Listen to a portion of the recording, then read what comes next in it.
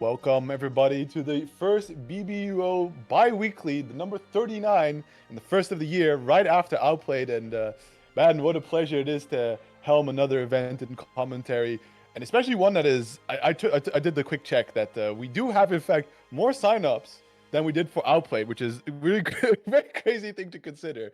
So definitely an absolute privilege to be here and able to commentate this. And joining me, of course, is going to be Cloudman. How are you doing? All good, and I am so looking forward to this bracket. This is like the biggest, most stacked bracket we've had.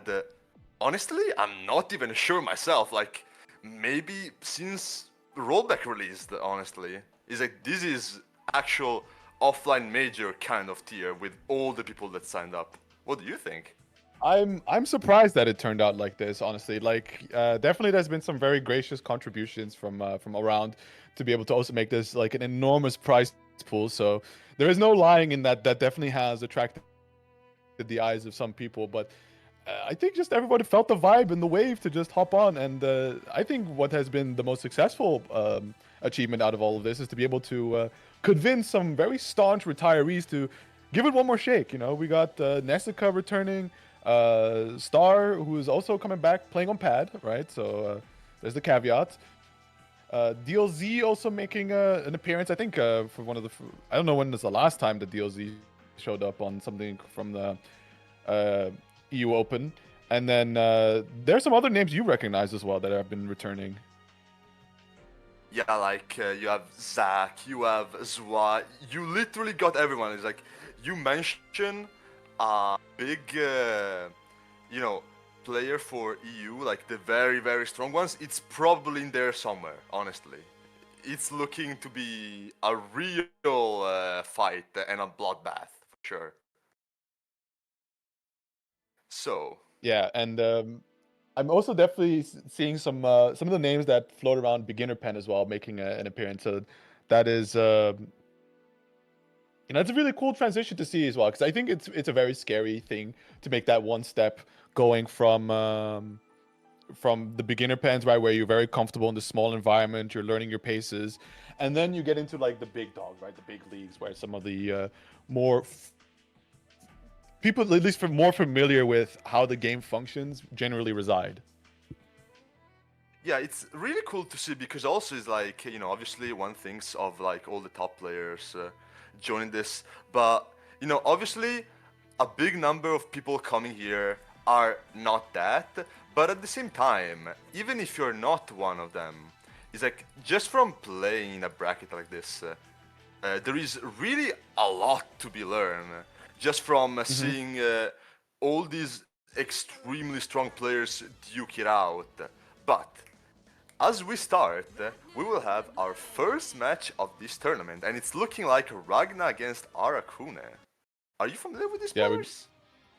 yeah, definitely with Ali Reza, right? He's from our local scene, so one of the people I stake my hopes in taking, continuing where I left off. So I try to impart him all that I know. Whereas Zapas is a newer name for me, so I'm definitely curious to see how this plays out. Ali Reza does have some vague familiarity with the Arcuni matchup due to us also having that in the scene, but we'll see if that comes to pass in all of this. Commentator bias, anyone? I'm biased for sure, but I'll try to keep it as honest as I can. But yeah, in the meantime, we are surviving the curse to begin. That's, a start at the very least. Bursting that one. Yeah, okay, burst for burst. Both of them. Not a bad situation, but does really need to make the situation count as much as possible. But what an anti-air, finding a way to somehow fit the 6-8 through all of that. Trying to chase down with the gauntlet. Ooh. Yeah, the gauntlet Hades chase down. I like the idea, but that backdash from Arakune is just a little bit too devious. Yeah, those curse routes right now looking on point. Because, yeah, that's the very best spot, and that was a cross-up right there. Very strong start here from Zata, it's called, okay. Yep. Definitely very good to begin with. I did like the check from Ali Reza there real quick to see in case Zappas does understand how to reset off of the curse pressure, because a lot of times, especially with Arkunes just starting things out, they just keep looping it, hoping that, you know, people just kind of roll into their stuff. And they unfortunately kind of set themselves up to get blue beated a lot. But we see there the instant air dash into low. Unfortunately drops the combo. So one last chance here for Reza. Does find a DP connection off of the OD. So is able to get a little bit longer of a combo straight into the Divide by Darkness. And that's going to be some, you know, good chunk of health recovered. You know, when it comes to... I'm not really familiar with this Zappa. And usually I was kind of gonna assume it was like a newer Kuna player. But most definitely not, because you very often see them struggle with things like routing into curse properly and running proper curse mix-ups, but this does not seem to be the case at all. He has Alireza like locked down at the moment, so yeah, that is definitely we'll have the to case. See how that turns out. It is you know, you gotta forgive Hoon, of course, with the volume of players is definitely beyond the scope that we all expected. So he had to do his best to try and recall who are names that who he can recognize and seed them accordingly. So some people may unfortunately get caught in the crossfire here, but Alireza here finding the DP to just create a little bit of space, confirm, and yeah, the reset throw off of the Hellsfang. Very nice start.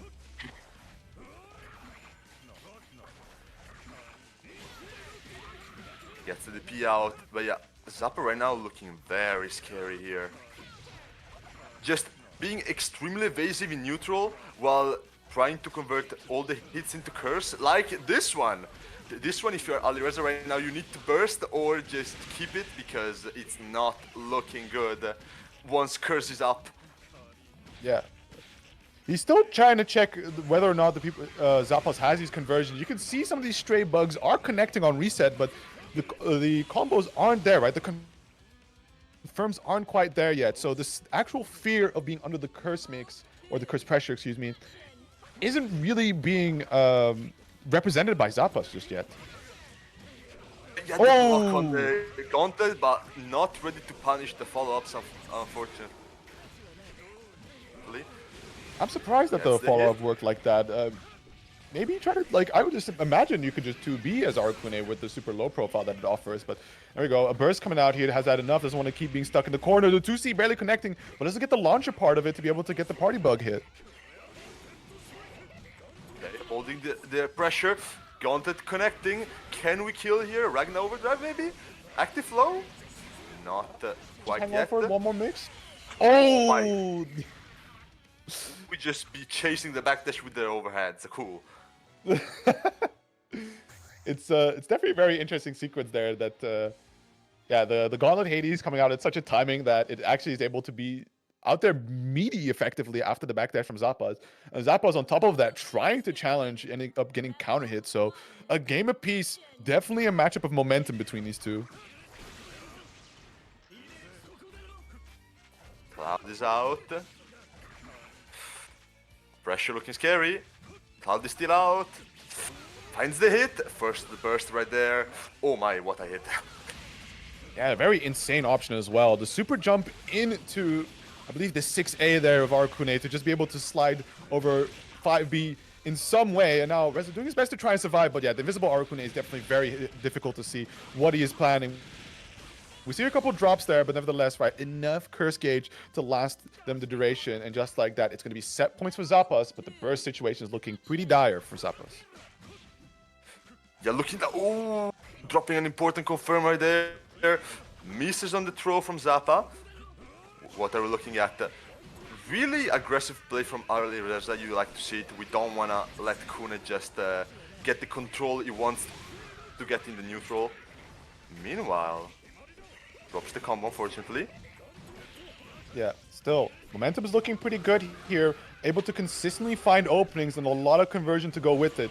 Slide drop it, but once more, the Gauntlet Hades finds its mark. And the RC, just to be sure, in case Zappas happens to have blocked it out. And now we're going to go into the final game, final round situation. Both players with 90% burst gauge.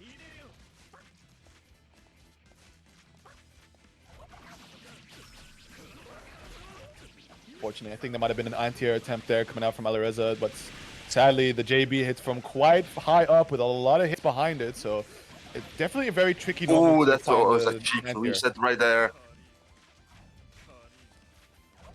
Yeah, tries to make the aggressive approach here, but I think like the idea was right from Reza, but unfortunately ended up blocking one of the bugs. So that just gave a lot of space over to Zappas, and an immediate burst there just to make sure that no momentum is found, but reaches for the skies with the 6A, stagger pressure, and the 5C on the Gauntlet 80s. What a call out! And I think that's going to be all he wrote off of the reset to close things out. Zappas finishes it 2-1. That was a very strong showing right there.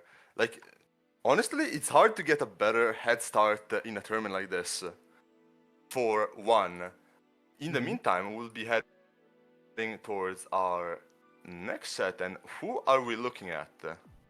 I see Ren up against Marga in a bracket. I mean, who's really just like forcing me to try and be unbiased? Because Marga is another one of those beginner pen players who's been consistently grinding it out, and of course, part of the local scene here in the Netherlands. So I'm very familiar with him and his efforts. However, Ren is a newer name to me. I'm not familiar with this Ren person. The goal all along was to put Euchre to the test. I know how it is.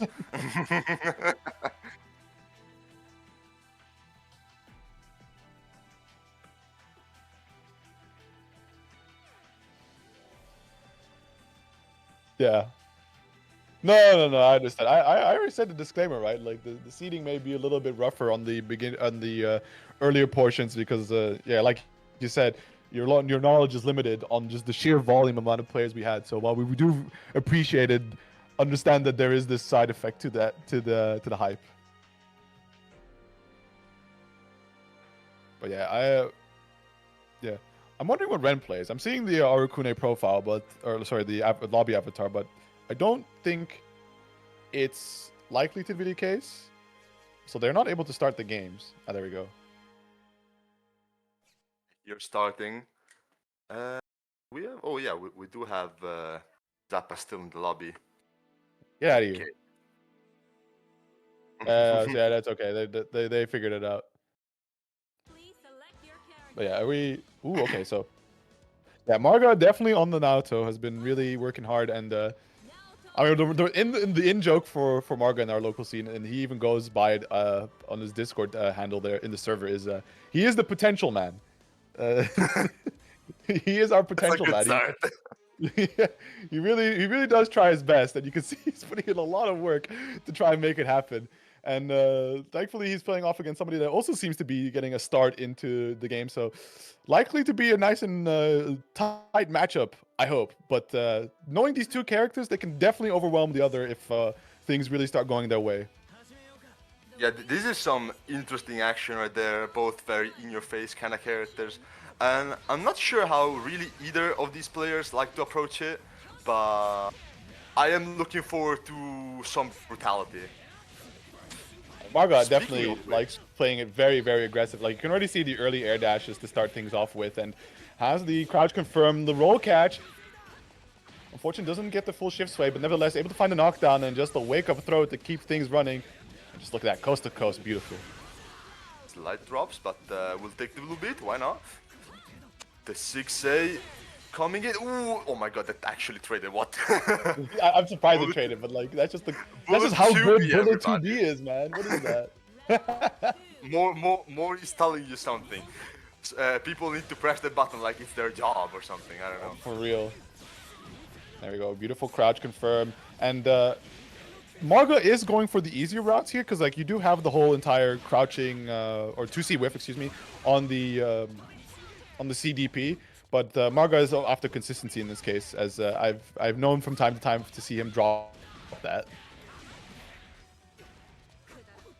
Yeah, right here, I see Ren really cutting their pressure short, trying to keep Marga locked down, going to C buttons very early, which allows him in turn to get out of the pressure earlier than Ren would like to. And with that said, though, Marga will be getting a lead. Very nicely done. Yeah, I think so far what we've been able to see from this set is that Marga is able to find these openings a lot more consistently, but also does have the conversion potential on Naoto to actually make these hits count, especially getting the corner carry and putting opponents into some really, really scary situations where Naoto can truly excel, right? That stagger pressure with your back towards the wall, nowhere else to backdash to, that is just horrifying to be in. Oh my god! Okay, and you need to chill, okay?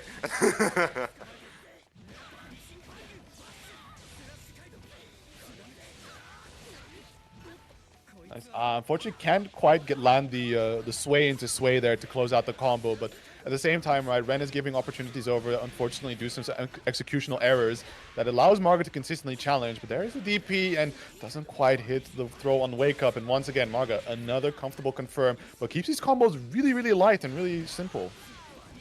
This now auto 6A is be connecting from everywhere. Right now, what I'm seeing is that Ren, well, they may be finding what opening they are looking for. They kind of fail to deliver on the offensive side, like missing a bunch of meaties and whatnot. Oh my god! Yeah. That's a really nice burst, but what is that for? JA connecting like that? Yeah, What? that JA hitting cross up, like what are we looking at here? Susan, is that you? It's an unfortunate extended hurt box moment, but damn. Fortunately, Marga is making a lot of critical errors here, but nevertheless, he's consistently able to find these resets. Trying to run in that 6A, but Ren goes for the jump, finds the anti-air, looks for the DP, needs that last touch, tries to bait out a reversal, and there's the 6A. The classic can opener of Naoto. Marga finishes out 2-0.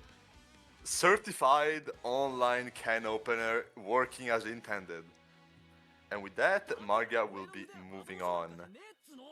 I'm really liking right now just you know, in a way, as a commentator, is like you have a bit of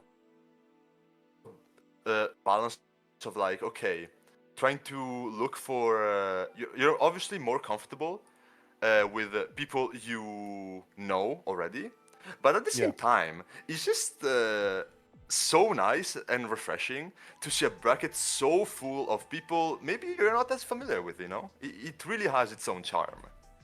Absolutely, like you could just see what could be potentially the next generation rising up through the ranks and take on the challenge, right? Try to really delve into this game and hopefully one day possess a nice set, right, against some of the more established players in the scene. So it's always beautiful to be able to see these players pull through, and you know, to that extent, it adds on to the fact that for brackets as big as these, right, to be able to get something like 69 players, and the same goes for Outplayed and all the other events where you get like a massive pull of Central Fiction, the bottom line is like, right, the core of all these events are the O2ers, right? The people that are starting out, the people who may not necessarily be fully developed in the game, to come in there, get their shits washed, and then be like, wow, that was a good time. I want to do that again. Look, like everyone says it all the time, and that's because they are correct. People who constantly join everything, the O2ers, the ones who go 1-2 as well, 2-2, all those people are the real, the ones that who carry the brackets. Everyone knows it, and that's because it's true. We really do owe them, you know? We do. And I took a quick peek at the bracket, and it's very funny to see that Marga now gets to face off against Panda. So while you had your fun, you know, round 2, straight to the wolves with you. Oh my goodness. I mean, look, if you're finding the wolves in round 2 of a bracket, it means it's a good ass bracket, you know? Oh, for sure. But here we got trying to catch who we are supposed to expect. Ah, there we go. Asugi versus Seigi, and Asugi, of course, formerly the hope, one of the Naoto hopes, but now full time, or at least according to his challenge name, right? He's going to be on the Kokonoe, and Seigi definitely a very, very strong Hakumen to be able to face off against. Yeah, I was talking with him. I think right now he's just looking to clear the Kokonoe challenge from the weeklies. That's the goal. That's the goal right now. And I mean, you know, fair game to him. To be trying it, you know, obviously challenges are not easy in general. To be trying it in a bracket like this is sure a task, you know. Well, I mean, Asugi is no stranger to Kokonoi, right? Like, I think it's the new character that he's also wanting to pilot through all of this. Like, he does also have the Hakumen in the back.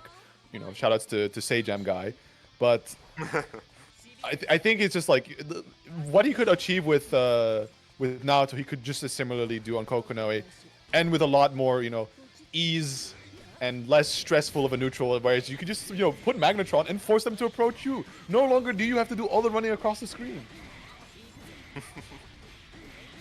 Yeah, and right now we're seeing that put to work. Kokonoi in particular, like, it's my time to be biased. I'm not the biggest fan of this matchup. I think it's kind of hard on the Hakumen. And I think also Azugi, being such a big Hakumen player himself, really, really knows how to exploit this. And that's what I'll be looking forward to. Give me a hard matchup. Just cut the projectiles, Lamau. Just cut the projectile. That is true. What is this setup? We're going for the mix. We are going for the ice resets here. Oh, that you got Jin had standing ice resets? Euchre, be honest with me. You didn't block that. No way. No, I mean, like, you got the teleport at the very end. You think you're in control. It's like, okay, just gonna do a little bit of pushing, a little bit of that, but then just like that, the magnet comes in and just sends you flying one direction. Yeah, I got the stream open. Don't worry. Oh. All right. Okay, good anti-air coming from Azugi. Oh. Back to the lobby, huh? Do we got this? We need the stream to go on. Okay, you already got that. Yeah, I got the stream on. I was just waiting on. So hopefully we won't get to miss too much action. That's that should be it. Active flow as well. That's one dead Sigi right there. And Azugi will be taking the first match. I'll get to see the finish. Matching, oh well. You know, what can you do? So sometimes it happens. We tried our best to mitigate the woes of BlazBlue being an old port and all that, but sometimes the worst can happen. But nevertheless, we're able to continue off here with the second game. No scoreboard for the time being, but it is going to be the first game lead here for Asugi. It's okay. One day we will organize the revolution and invade the Arxis HQ. After that, all will be well. True. Good. Nice little frame trap there by Segi. Yeah, very good stuff. Recognizing the IB and canceling on reaction to that. Trying to not let the Azugi escape here. Not quite in time with the anti-air. Keep it simple. Overhead. You check there. Ooh, okay. Trying to bait out an anti-air with the Agito, but look at the Magnetron just pulling him back and now sending him the other way towards the corner. Sugi with a bit of time, but somehow, after all that, ends up putting himself in the corner anyways. And I think that should just be the clean round there for Segi. No, just a quick drop. Not quite. And remember, like Kokonoi, like, you have not won against this character until you have actually killed her. Because she's gonna come back before you can blink. Just like that though, Sigi does manage to close out the round, and he will need this because Azugi is now on a lead. Big Chushi right there. Can we get a big full conversion? Air dash as well. That's cool. I like to see that.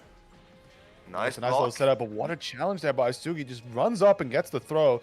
Now leading to some nice amount of damage. See if he has a similar setup in mind with the bomb. One more applied. Yeah, just trying to chase down and catches the roll off of the explosion itself. This is looking like a compounding disaster situation here for Sugi. Or sorry, excuse me, for Segi. Super Bowl mix? No Super Bowl mix. Oh, ready with the overdrive? Okay, we get a nice punish here. We like that. That drops on Kokonoi. We gotta learn our character specifics, I'm afraid. Yeah, that's... Ooh! What a throw there. Catching a drive attempt from Seigi. Gonna go into the super gon. Quick explosion. Needs that last touch. And yeah, just go into the auto super to finish things off. As it's now Sugi on set point. Both players with their bursts available. Okay, peaceful round start. You don't see those often. Mm-hmm. Oh my god! Supersonic Hakumen 5C. Everyone's nightmare. Look at the control here from Seigi, though. Just constantly making sure that Asugi is not slipping away from this corner. Chasing down with the air throw and cashing out quite nicely. The blue beats just keeping check. Medium air to air. And anytime Asugi's looking to press to just try and slip away. Yeah, OD attempt. Maybe make a full recovery that way. Oh, goodbye. Okay, goes for the safe option. Just do EA, punished. Good enough if you ask me. And Sigi manages to even it out to 1-1. It's a good thing Hakumen can't microdash. As we saw, how scary that would look like if he could. Look, I remember when I was playing against Kokonoi doing that, and I got out of it supersonic Yanagi, like literally full screen. It was quite awesome to watch, I will not lie. Sometimes BlazBlue is a moment's game, huh? There we go. Devious setup. Forced to block out the Gon for the time being, but not the craziest mix-up. However, yeah, that's definitely a setup that Asugi is a big fan of. Just setting the Magnetron behind you and just doing a neutral jump into a late air dash with the pop behind to just force you into this overhead sooner than you expect. Okay, gets a big connect here. Can we sides up? Yes, we can. Do we got all the set play? I've not seen Azugi go for Super Bowl set play yet, which is interesting. I have seen him pull it off, but not here for some reason. I'm curious as to why. I think it's more so he might be afraid of the super parry, right? Like, just the fact that you will keep leaving an active effect on top of your opponent means that it can be quite easy to get that parry out. So making sure that Asugi is in a position to be able to jump away, but rough but doesn't get the combo nevertheless. Zantetsu does find the marker. Just look at this. Oh my goodness. Yo, somebody clip it and send it to Sajam, right? There's another Sajam guy on the block. The Sajam guy gets Will killed. What are we gonna do? Yeah. It's like a rite of passage, right? You must kill the previous Sajam guy to become the new Sajam guy. Is it like that sort of succession? Is that how we're doing it? Yeah, it looks like it, right? You just gotta hit your contemporary with to connect the 6C. That's a big confirm right there. Taking the blue bit 2, drops the combo, but he manages to reset. Okay, setups are looking really working. Yeah, that's the main thing I'm seeing as well. But I think maybe Sei was looking to try and become plus of that situation, at least, you know, to be able to recover in time to block out the Super Gon, but the plan didn't quite work out as intended, and unfortunately, Asugi hasn't been able to keep the corner pressure going, right? Like, has the projectile, but Seigi keeps it. Oh my! Whoa! That is a paid actor looking for Zantetsu, man. Yeah, Seigi's really looking for just blind robbing someone right now. And, you know, to some extent it's working out.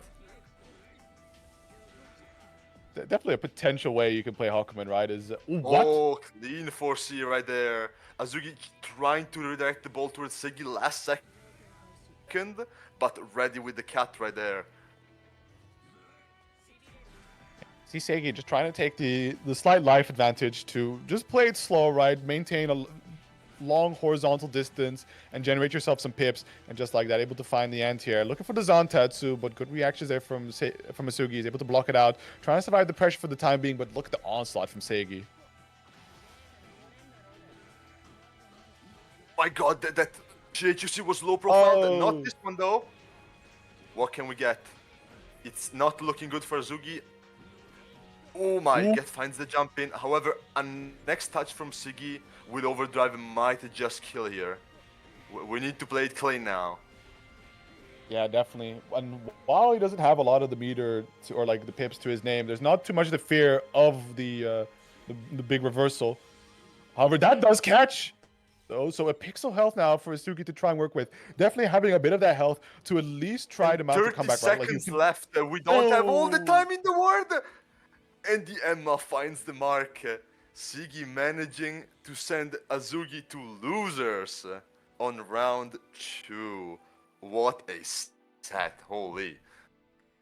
yeah. It took a minute for Seigi to warm up to that, right? Because like Asugi was looking really really scary with a lot of these setups, but I think ultimately what it came down to was that Seigi was doing things like jumping and rolling, never really just down backing on wake up, and I don't know whether it was Asugi not getting the right type of knockdown or being a little on slow on the take with the setup of his Oki, but too many opportunities were passed over to be able to actually just slip away.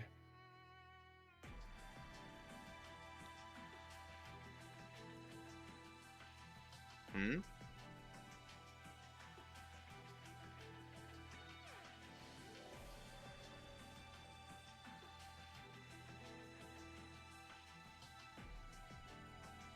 Yeah, could you do it, Cloud? Connection check with one of them? Okay. Both of them. Okay, okay.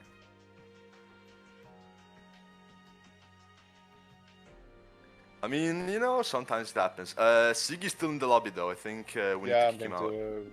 We got. Try to boot him out. There we go. But yeah, while Cloud takes care of that, to take a look at Tales from the bracket. So, see if I can clean this up in any way, because there's so many rounds going on here. Nesica still has yet to play out his game, but oh no, the score just reported. So yeah, Nesica naturally making his way through, going to be facing off against I No Way later down the line. Seigi having just won against, or sorry, not Seigi, Seija. There's a lot of similar sounding names here, but Seija and Nautilus Ignis, also a matchup coming up, working nicely through the bracket. Yeah, indeed, now we're doing the connection check, which is holding up the bracket ever so slightly, Very as we're nice looking still good. waiting for. Yeah, as Enigma is just sitting there waiting on his opponent being either Hoshigami or Shadow, and thereafter Void Sui is also waiting. Zack is making nice work through the bracket, as well as Lumbia. Those two will be facing off. Connection looks good.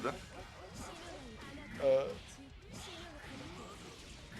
give us the details. It's right now it's like 82 ms, 2 frames of rollback. Yeah. Should I just return to the room? Okay. How can you even go?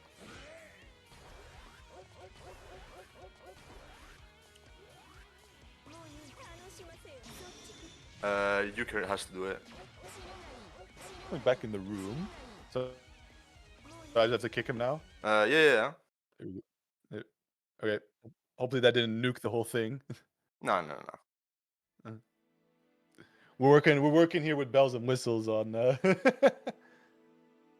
this event. All right, so now just the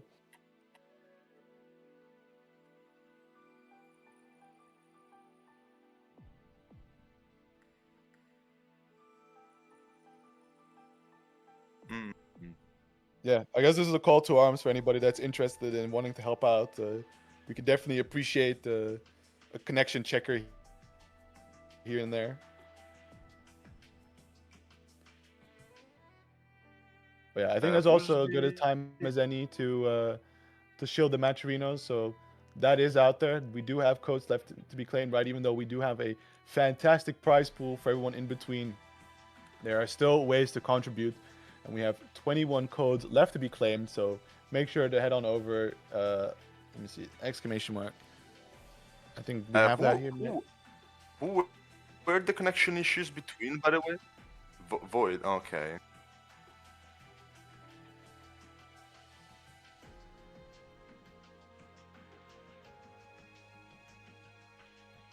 With Void Were they Zero. supposed to play right now? Are they? The bracket, unless I'm. Yeah, Shadow. Yeah. Oh, Shadow. Okay. it gives the loser side a bit of a time opportunity to catch up as well. But yeah, make sure to claim some of the remaining codes. Right, we're now 20. So thank you, Ren JD, for the code claim. Every little bit helps, right? You'll be adding 25 cents to the prize pool, and that will slowly be adding up to yeah, just a very solid pod all around. So thank you everybody who claimed the code so far. Thank you everyone for the direct contributions, and thank you everyone for also just signing up, right, making this as big a bracket as they can. As we going into our final connection check. No. I'm yeah, the second connection check. What can you do? Yeah, I think You it's a know? lot. Yeah, like the last one of the moment, right? Because then, assumably, a decision can be taken on how to proceed hereafter. Yeah. Um, Hopefully, it's not too many of them.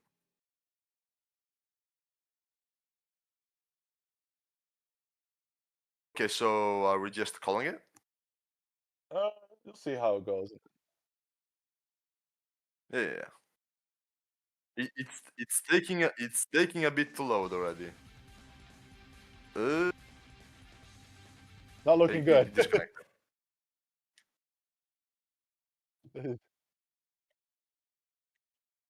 Yeah, that's well,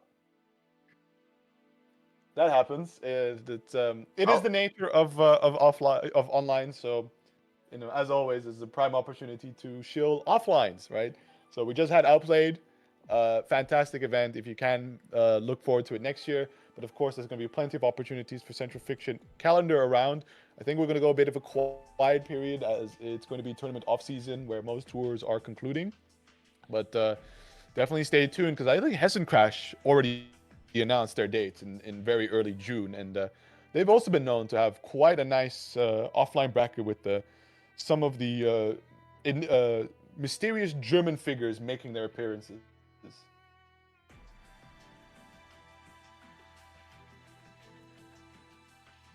but yeah, be sure to support your offlines wherever you are, and be sure also because offlines are kinda peak. I personally recommend.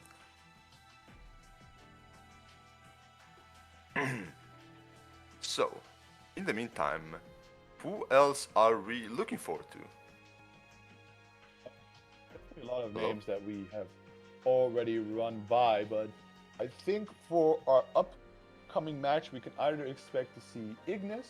Oh no, sorry, no, that's looking a little too far ahead. So yeah, the so Hoshi.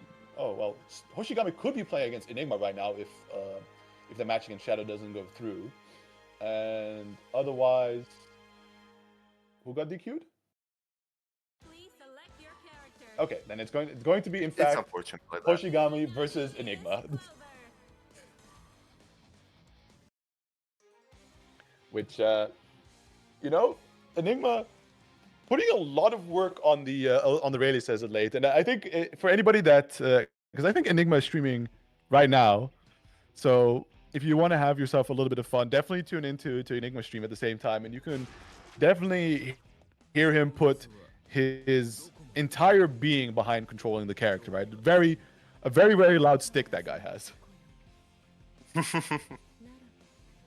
I mean, look, it's part of the experience, right? Now, we got ourselves Izanami up against Relius.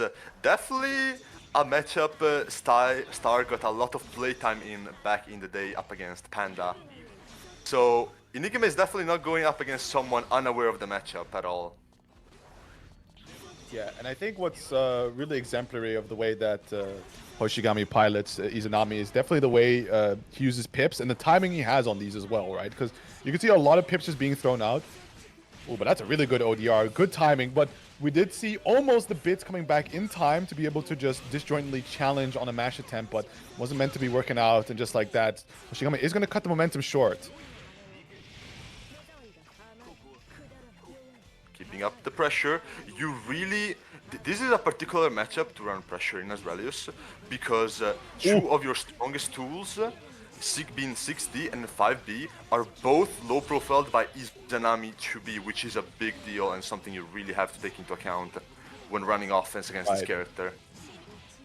Yeah, I think that's definitely, if you ask some people, like, what is your most behated normal in Central Fiction, Izanami 2B Oh my, definitely goes on the what the... list. Oh, okay, an interesting That attempt on the command grab. Ooh, Enigma that's finding some the really mash interesting out. opportunities. Yeah, to find these mashes, but keeping the combo really rather short. Looking to find that one last crush trigger while still in danger state, but ends up letting the opportunity slip on by. And there comes the Shield of Dreams, the chase down there. Good throw tech, disabling the rib cage off of Hoshigami. But man, look at the scramble. Both players really low. Enigma, can he find the finishing mark? Not just quite yet. Oh my, Ooh! that. He didn't believe. Oh, Oh, timeout. No, the skull. oh. Did he? I think the 4D absorbed the skull hit because it's supposed to be active until it hits the ground. But Enigma, they're Yeah. sniping it with 2A instead. It Some could interactions well are be. most definitely happening right now. Yeah, now you can see Hoshigami just trying to stall things out there, but what a 2C. However, really trying to bait that burst really, really hard, but Hoshigami does end up biting there, trying to let Lei looking for the throw, denying opportunities to go back into the refloat there, and Enigma is looking really, really tight and in control. One thing I'm really noticing right now, and it's especially noticeable if you used to play against Star back in the day, is right now just a lot of drops. Star, usually one of his strongest traits is just how they are able to so incredibly consistently convert every single hit into like a full combo and corner carry. Right now, just really dropping a lot, which is unfortunate to see a bit. But Yeah, I you mean, know, going into this, Star did say that they'd be playing on pad, right? Whereas traditionally they're a hitbox player. yeah, that's fair. That's definitely gonna have the effect. Okay, manages to OD through, and that was a tech evaded as well. Enigma just spending the gauge right now. Yeah, doing what he can to try and lock down Hoshigami here. But just like that, the barrier gauge is back up. And with that low of a life lead, you can see immediately just going into the shield tree, he's able to find a connection. The DP release doesn't quite get the conversion off of it, but the bits are there to make sure that Enigma is forced to respect even the drop. Yeah, thing I'm really noticing is that Enigma is just playing extremely proactively, just spending a ton of doll gauge, which, you know, when it works, it's really effective, but also in the case of Star, they're playing a very passive style of neutral, which ends up meaning that Enigma just spends a whole lot of doll gauge, and Star is able to go in once that said doll gauge is depleted. Yeah. Oh, the 2B here! Oh Ridiculous! God, just Unfortunately, not getting the punish on the 2C whiff, but there's the 6B and immediately just going into the RC to get the conversion running. Unfortunately, dropping there, but a significant life lead has been found, but nevertheless, Enigma does acquire that 2C. Gonna go burst before the momentum gets a bit too difficult to handle, as we see Shield of Dreams attempt to try and push forward. Does find an entry, but has to immediately just try to evade to make sure to not get opened up while it can be blocked. Finds the JA, not gonna be the craziest confirm, but unfortunately drops it, but the 5B does connect with a 2B on the 2C whiff. Oh my goodness. scrambles are happening right now. That won't be the kill touch, but you are in Izanami Oki territory right now. Baits the CA. Enigma now on a pixel. What are we gonna do? I mean, look at the situation as well for Enigma. Like, has to make the approach somehow, and Hoshigami can just just keep backing away, play around the bits, because all it takes is just Enigma ever so slightly making a mistake with his inputs, where he just doesn't happen to be able to block in time as he's approaching, and gets chipped out for that last bit of health. So Hoshigami taking that first game. Yeah, that has been some like Oshi playing as passive as always. You kind of love to see it, but scrambles are so real right now. You can feel them. And honestly, like, Enigma is holding up pretty well, all things considered. JA is coming in. Checking the 2B right. First coming in, that was a big starter. Oh, air to air. Slight life advantage here for Enigma, but what an opening found there by Hoshigami. surprised to see that Enigma is hanging on to the burst for the time being, because look at the situation that he's about to land in. This is going to be the bit activation to the Shield of Dreams, and you're just going to have to hold this situation for the time being. You may OD, but does find the throw through it all. The one way to be able to break through the Shield of Dreams, and just like that, able to land a lot of damage while recovering plenty of dog age. So this is going to be a really strong situation on Wake Up. But the rollout... Not catching the rollout right now. However, the doll messing up the combos. Can we keep it going? Yes, we can. And that should be a kill right there. Doesn't even leave the opportunity for a burst. We're talking about the doll messing up the combos, but I genuinely think there might have just been interaction where, due to the drop, Hoshigami was pressing 5B, which connected to the doll, which extended its active frames. It could have potentially acted as a super meaty, but hard to say. But what is that? It's an Izanami gameplay right there.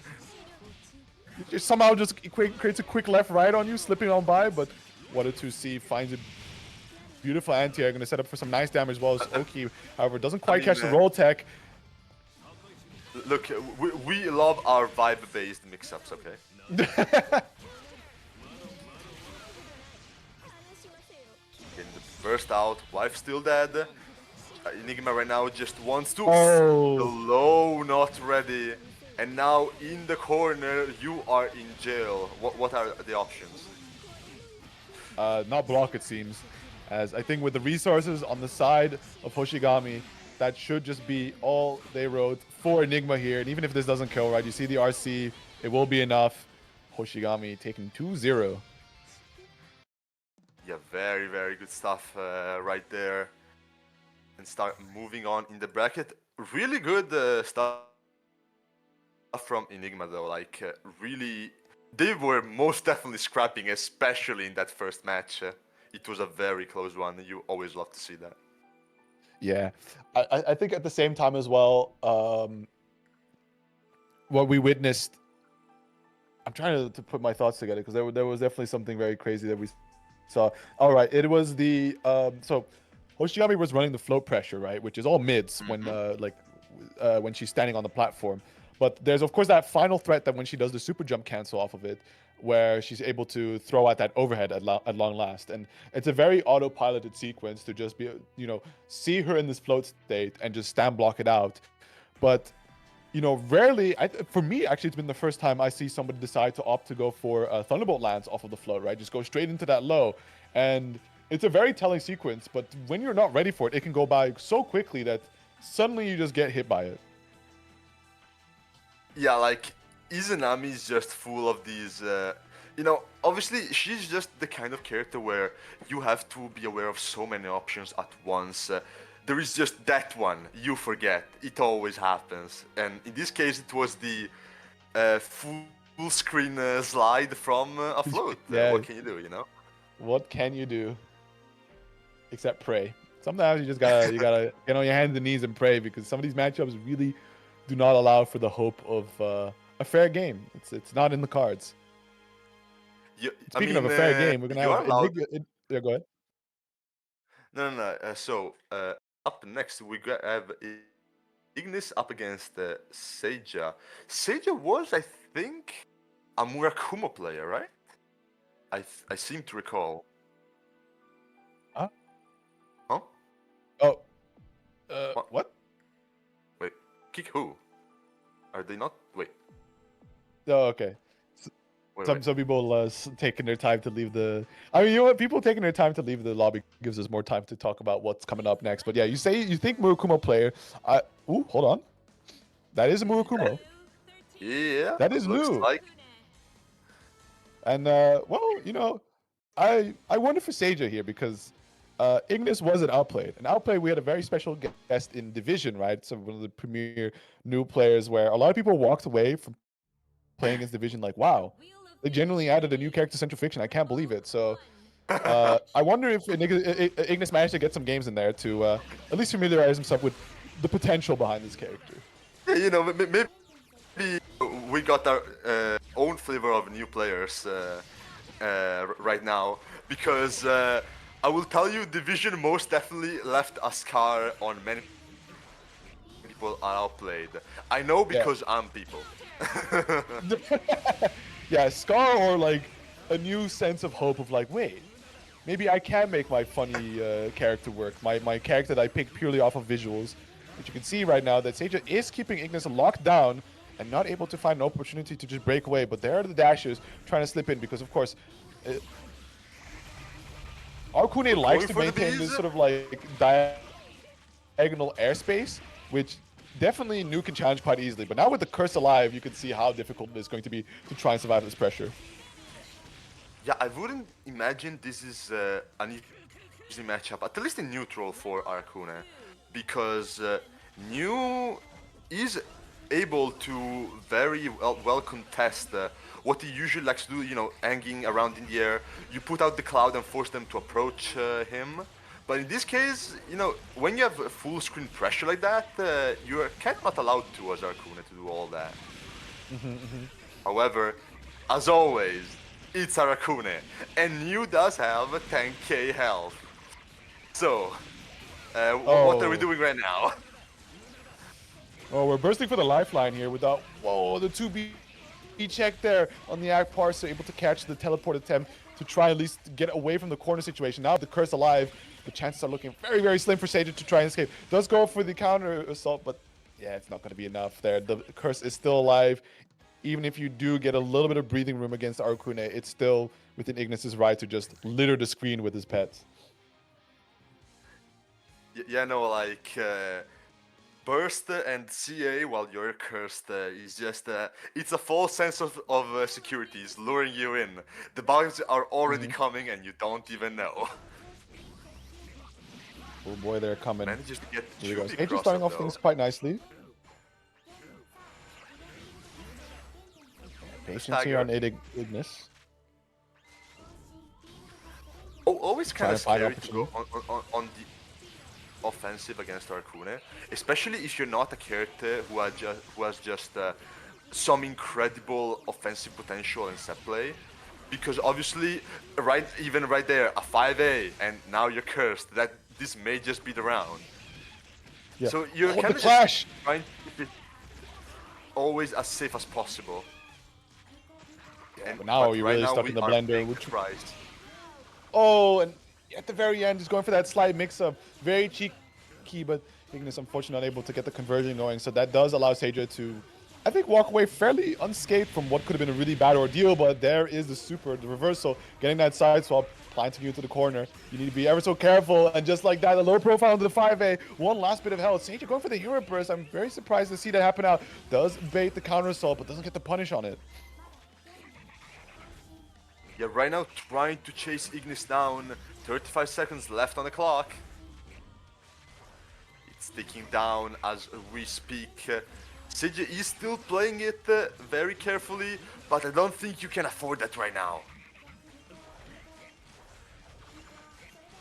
I mean, the more time that Seigi is able to survive in the set, right? Like, given a burst, it's usually a pretty bad situation, especially if you lose right after. But to generate 40% back is not a bad trade-off. Of course, you'd rather have your burst available, right? You just take the loss, but nevertheless, a decent consolation prize for Seija.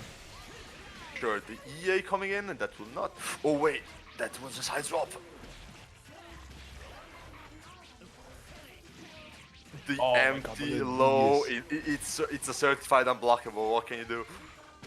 And right now, Seija, it's not looking good. Burst is about to come in, not in time though. The bugs will close it out, and Ignis will be moving on in the bracket. Bugs indeed claim another. There is no hope for everyone. We said it at the start of the set. You pick your god and you start praying because you will need it. From what I briefly talked to Ignis about at Outplayed was that, you know, there being in the bug in the curse mix or in the curse pressure is like, you could effectively write it off of like, okay, I'm doomed here. But there are some slight tells at the very beginning of the string that can indicate what kind of mix-up you're likely to expect coming out from the Arcune. We didn't go much further into detail what those setups look like, but there is a way to understand the method behind the madness at the very least, right? But if that's all too much to consider, You know, the safest odds you could go with against Arcuna is just burst him fast and burst him early, because you really do not want to let him get started with any sort of momentum. Yeah, in particular, there are a couple of spots. This is the kind of thing where you really want to lab it, but there are a couple of spots during the Kuna BMB where it tries to, like, you know, fully curse you, where the burst is just a guaranteed out, even with RC in mind. And Yeah. you want to try to aim for those spots. Hey, Okay, hold on. right now, Gohan on the rare Azrael. Gulahan on the Azrael? You know What what? timeline is this? Well, let's consider this, right? Like, What are your I guess thoughts he on doesn't want the to run the Hakumen mirror. mirror? Yeah. I mean, I don't mind it, but I know it's very disliked by many players. You know, it's just, you know, slot machine squared. What can you do? Fair enough. Well, we'll see how Delahan is able to perform on the Azrael. I guess Dullahan is not comfortable in the mirror and chooses to opt for the Azrael, which, I mean, fair enough. Even though this is probably not one of Azrael's best matchups, I would say, but, you know, it's his choice. Maybe Dulhan looks at the situation like, which character can I pick with absolutely zero projectile potential? And Azrael does get pretty close there, but you know, I think the one projectile left in his kit behind, besides what he can acquire when he gets Growler field active, is his 2C. Oh, see ya.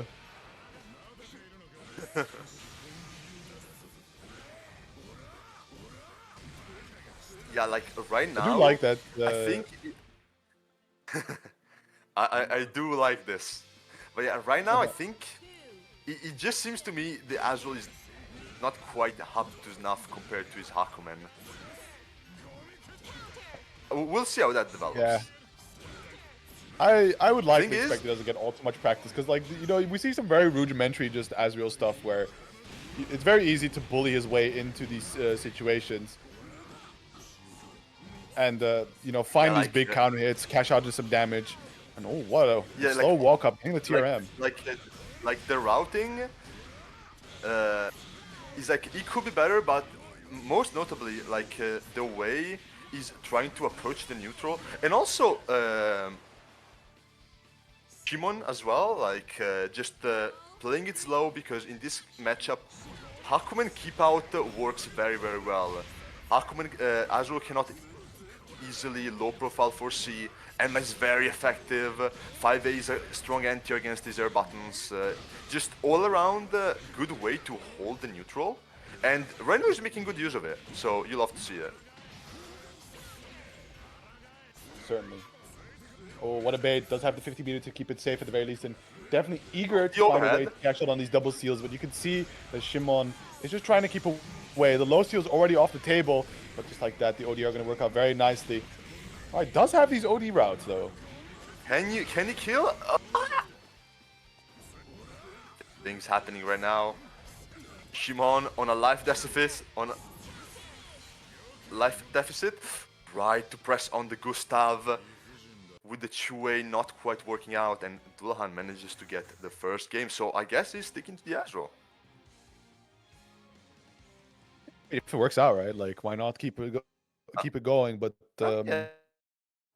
it's definitely very interesting to really decide to shift away from your main just because of the mirror matchup. But at the same time, I can understand if you're fully confident enough with an alternative pick, right? Just might as well go into it. Now, me personally, I call people out. If you're running away from the mirror, you're probably afraid of your own character. Oh, I am. Yeah, I would be very afraid of the characters I play. I do not doubt that. Nah, you need to stick to your guns, is what I'm saying. Wow, finding these JCs as well on a jump in is it's one of those normals you have to hit quite late to actually get to be able to connect on somebody on the ground. Here we see Shimon trying to make something happen, but unfortunately you gotta keep your Oki pretty tight against Azrael, as he can just backdash away. And Hawkman does have some range issues, so he's not not likely able to challenge it without stepping into some pip usage. Like you can definitely kind of try to force Azul to stay down with like the really urgent options, but you kind of have to commit to checking those without really going for much in terms of mix-up and whatnot. Right. A Nice to little funny reset off reset the there. ender. Manages to drop at the corner. Chooses to spend overdrive. Interesting. Beats. Capitalizing off the no tech, Dagito falling down. See the patience here from Dylan. Good reactions, able to find the throw tag and finds a wonderful jump. It's not gonna be enough to kill just yet. Surprised to not see a weak point application, but the 5D does hit. Looking to immediately threaten the low, but it just ends up comboing to finish the job there as Dylan closes it out 2-0. Yeah, so the Azul did end up working out. But from what I'm seeing on his next path is DLZ, so you better hope that whoever he chooses to pick is real comfortable with, because he will most definitely need it. Absolutely.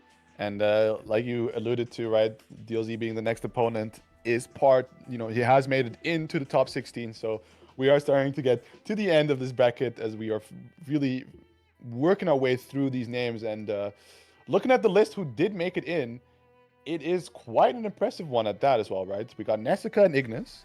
We got Void Zero and Zach there as well, as you mentioned prior, DLZ and Dullahan. And then lastly, Panda versus Chrono, who, as we see that there is in fact a Panda in the room, we're going to be having that match coming up next. Indeed. And so we're definitely not far. We're far from over. So we are gonna be here for a while, I think. But considering the caliber of these matches, I cannot say I'm complaining. I'm very much Absolutely. looking forward to every single one of them. Every last match a treat. And while we're here, make sure to claim a code, right? I took a quick glance over at business on that end, and we were at 17 codes remaining. So to anybody that still hasn't claimed a code, and if I'm doing the math as well, right, we got 97 people watching the stream, so there's more than enough to go in and get that claimed out. So to get there, !Matcherino, the bot will drop the link, head on over, hit the claim code button, sign in if you haven't done so already. And once you've completed that process, you'll contribute 25 cents to the prize pool. It's free money, and you'll be supporting these players who came out in mass this time, right, to put on a show for y'all for free. So toss them a little bone. Some people are out there to shield Matcherino, which is righteous. Some others are in the chat of room shielding 2x KO. What can you do? Yeah, Panda looking for those 2x KO matches. The release patch is right around the corner as well, so definitely an exciting time to be a 2x KO enjoyer. And anybody on the fence, this is also a pretty good moment to jump in, as they are releasing some sweeping changes, so keep your eyes peeled for that. But we're going to keep the attention focused on what matters most, BlazBlue Central Fiction, as I think in any other timeline, this could have easily been a BBUO bi-weekly grand finals right here. I'm pretty sure there have been times where this has indeed been a grand final on BBO Weekly, but not here. Here it's not even a top 8 match. No, it's top 16. There's a lot of work ahead for these two, so we're going to head right into it as Chrono is taking the lead, finds the tick throw there off of the stagger pressure, but Panda going to go for the classic burst that ends up putting you in the corner anyways. Drops the 4D counter hit, manages to get the fuzzy in though. Still a bit of wife meter to go. Burst coming in a weird way. Bursting in those situations is almost beneficial for Relius, because you are giving him just the desummon for him while spending your own one-time resource. It really is weirdly good for him. And like even now, Panda is back at the full resource for whatever he gets next hit. You're gonna have to remind me when Panda played against Monarch at Outplayed. Was it against his Lambda or was it S? It was indeed against his Lambda. Monarch Hope he's not- was largely on the Lambda the whole time. I think he only picked S into DLZ at one point in Grand Finals. Other than that, I think it was Lambda the whole way. I hope that yeah, I hope that Panda is not too scarred against the Lambda. But there we go. We see him back to his old self. The straight confirms off of the doll super, just finds an opportunity to quickly taunt in between. And after quite a slog, was able to get that first round on the board. Here's the secret. It's not his old self. He was gonna taunt Monarch as well if he got the chance. That is true. That is true. But you know what? I think maybe not. I think he genuinely had to look in for that one. But nevertheless, right? Chrono with the early burst, trying to working on his life deficit, right? To close it down, make sure that instead he ends up in the advantage. Just like that. It's going to be not the craziest amount of damage, but nevertheless, right? It's good work, but what a jump out on the JB, hitting from behind. Gets the side swap, and Sir Panda was really going to make Chrono pay for this. And there comes the overhead doll hit. Just look at this combo. Oh wait, is this killing? Oh wait, it might. Never mind, No. unblockable, that works out anyway. I think he could have killed with the combo, but you know, a match is a match. We'll take those. It did look like Chrono tried to 6B through that though. I think it was just it was trying to mesh on the CA, I believe. Which, I mean, it makes sense, right? Like, you would, maybe you block something and immediately try to get the CA to invul through whatever other thing is coming for the unblockable. But not for that setup. It won't work there, unfortunately. Yeah. that setup like Panda that. went for is indeed quite strong. See there. Ooh, okay, Oh my overhead God. does connect. The big tournament winner Overhead normal. footsies? Overhead footsies? Hey man, the overhead won an entire tournament. It's pretty good. Is this true? Ooh, doesn't quite hit the delay up. right. Get that confirmed, but still able to chase down, get the counter hit with the doll. Gonna find a nice conversion, about 50% on the gauge, so plenty still to run a bit of pressure. But Chrono's gonna try and deny that with that counter assault. Looks to find a side swap through it all. Managed to put Panda into the corner. Also looking good. Ooh. Yeah, doll sent in from, but wait, able to get the little shimmy throughs, swapping the sides, and yeah, the doll super able to just hit raw is going to spell the end as Panda now on set point here though. Quite the burst gauge disadvantage, as within one hit, Chrono already gets the burst back and immediately spends it. Very critical to not give too much momentum over to Panda, because he can really run away with the game. Yeah, Panda loves his dash led lay, we all know. Whenever he can fit one in, he will. You can be sure of that. Right now, Chrono really keeping up the pressure. Just coast to coast on Panda by just pressure alone. Okay. We're being respectful here. Manages to tag with the sword. Gravity Seed, too strong of an effect. Can Chrono find the kill? Now just gonna go for one last one, but the wipe super just out. went for that? I guess he just went for that. I mean, at the same time, right? Like there is that window where sure it isn't a true reversal, but if you can get at least into the super flash, right, and you do hold a trade as Raelius, nevertheless the wife is gonna keep punching. However, you see. Making the reversal, just going the for fuzzy, the fuzzies, another and, reset, and that's a rage quit right there. Chrono has seen enough. I mean, at the same time, Chrono realizes what's about to happen, decides to save us some time as Panda finishes things off 2-0. So hopefully not the end that we see for Chrono, being that you can now continue on in the loser side, and we still have plenty of winners games to get through. We have a lot of those, holy. But yeah, so who will be up next? I would be curious to see maybe ExOnestar on play. Probably the one who stands out most among all of these names, as the one who I've not seen play in the longest time, really. So I'll be really looking forward to that match. Yeah, definitely one of those cases of like, I'm curious to see how they've been keeping up with the game, if at all. And you know, we could also assume with the likes of Hoshigami, which out of anybody that's interested is going to be facing off against Lumbria, so there is the Izanami team kill. But you know, just some things they just don't disappear all that easily, right? It's like riding a bicycle. You may not do it for a while, but once you have to, you just, you know, you got those motor skills ready to go at a short time's notice. So maybe being, you know, absolutely flawless and perfect with your conversions and your combo game and your pressure sequences, that might not be on the cards, but nevertheless, right, you do have the base fundamentals still within your system. But instead, we're going to go, I think the trend is going to be, we're going to work our way from bottom to top on the winner's side.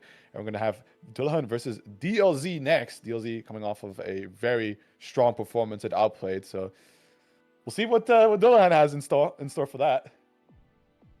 Yeah, DLZ is definitely feeling fresh in this one. Extremely strong run at Outplayed. Really, I think my favorite top 8 of past few years, honestly. It's been like, it's at least since Revo that you didn't have a top 8 as good as that one. So, and now we have him back. We have him online too, which he'll be sticking to DLZ at home? No way. DLZ at home. And Dullahan this time sticking to the Hakumen himself. So I'll be curious to see how this goes. Dullahan in general, known to have a very high risk, high reward sort of playstyle, but Susan is one of those characters where the damage is not in your favor in this matchup. So I do want to see how we are handling that, especially on against someone whose routes are so on point as DLZ. Like, he just knows how to put in the hurt. Yeah, and we can see that Dullahan here taking the opportunity off the no tech to be able to extend the combo off the 6B, but what an air to air, finds the 5A, just like that. Like you said, the routing on DLZ, immaculate. Already finds the spin dash, however, not able to route into something else. But again, perfect poke. There's the spin dash, has the ground viper on the table. Spin dash level 2, just about all the essentials you would want, and all that's left is to find that sword. Yeah, right now choose to disengage from the overdrive Hakumen. Wise move. Ah, what a timing there. Able to work out that counter hit. Wake up sweep! Wake up 3C! DLZ! Okay, gets the throw in the corner. That's a nice conversion right there. Dullahan managing to close out the first round up against DLZ. Real nice. Yeah, but look at that. The spacing immediately coming out. Going to pop that OD. Overdrive. Wants to make sure to maximize every last bit potential gain, right? We have the spin dash. We're going to go for that sword as well. So we do have some very, very nice unlocks. That tackle number 2. The ODR goes to the DP, hoping to see a challenge there from Dullahan, but the patience is going to pay off quite nicely here. And we can see the extended combo, while as well the OD just running to generate a ton of pips with the 2C here.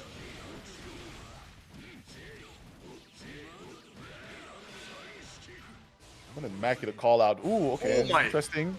That was supposed to be a 6D, I believe, but he was not expecting the roll forward there. Tries to go for the purple throw, we're not catching off guard with that one. Manages to convert that? What do you mean? Oh, and this is a really tough situation. Yeah, decides to just go survive for the time being. ODR pop. The 2C, the anti-air does connect. The functional anti-air does work. Oh my goodness. I mean, look, it's indeed serviceable because it for sure did them a service right there, you know?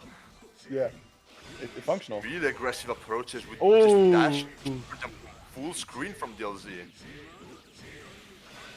I like that tackle as well, right? Just the ever so slight delay, especially the IB off of the 5D, which is it's a favorite of DLZ to end his strings at that point.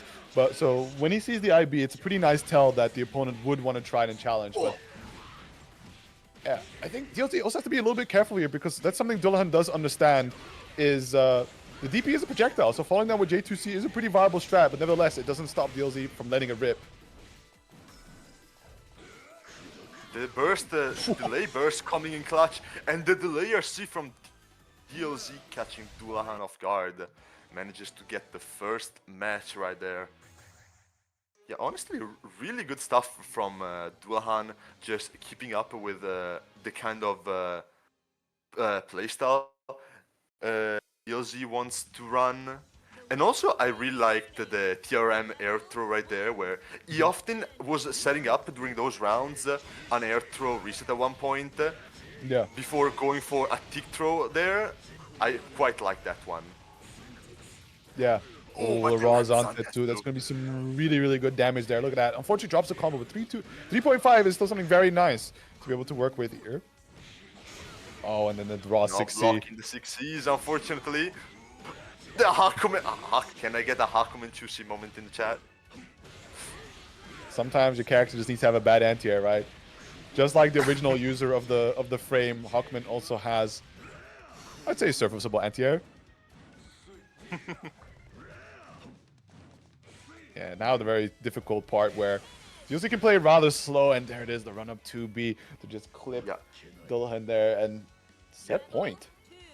Really good stuff because obviously Susan Chubi generally doesn't see too much use just because 5B is that good of a button, right? But in the case of Hakumen, you have things like 4C, which gets low profile by Susan Chubi, and Chubi will also check Enma as well. So it just ends up being so much more useful in this matchup, and DLZ, you can see just how much he's abusing that.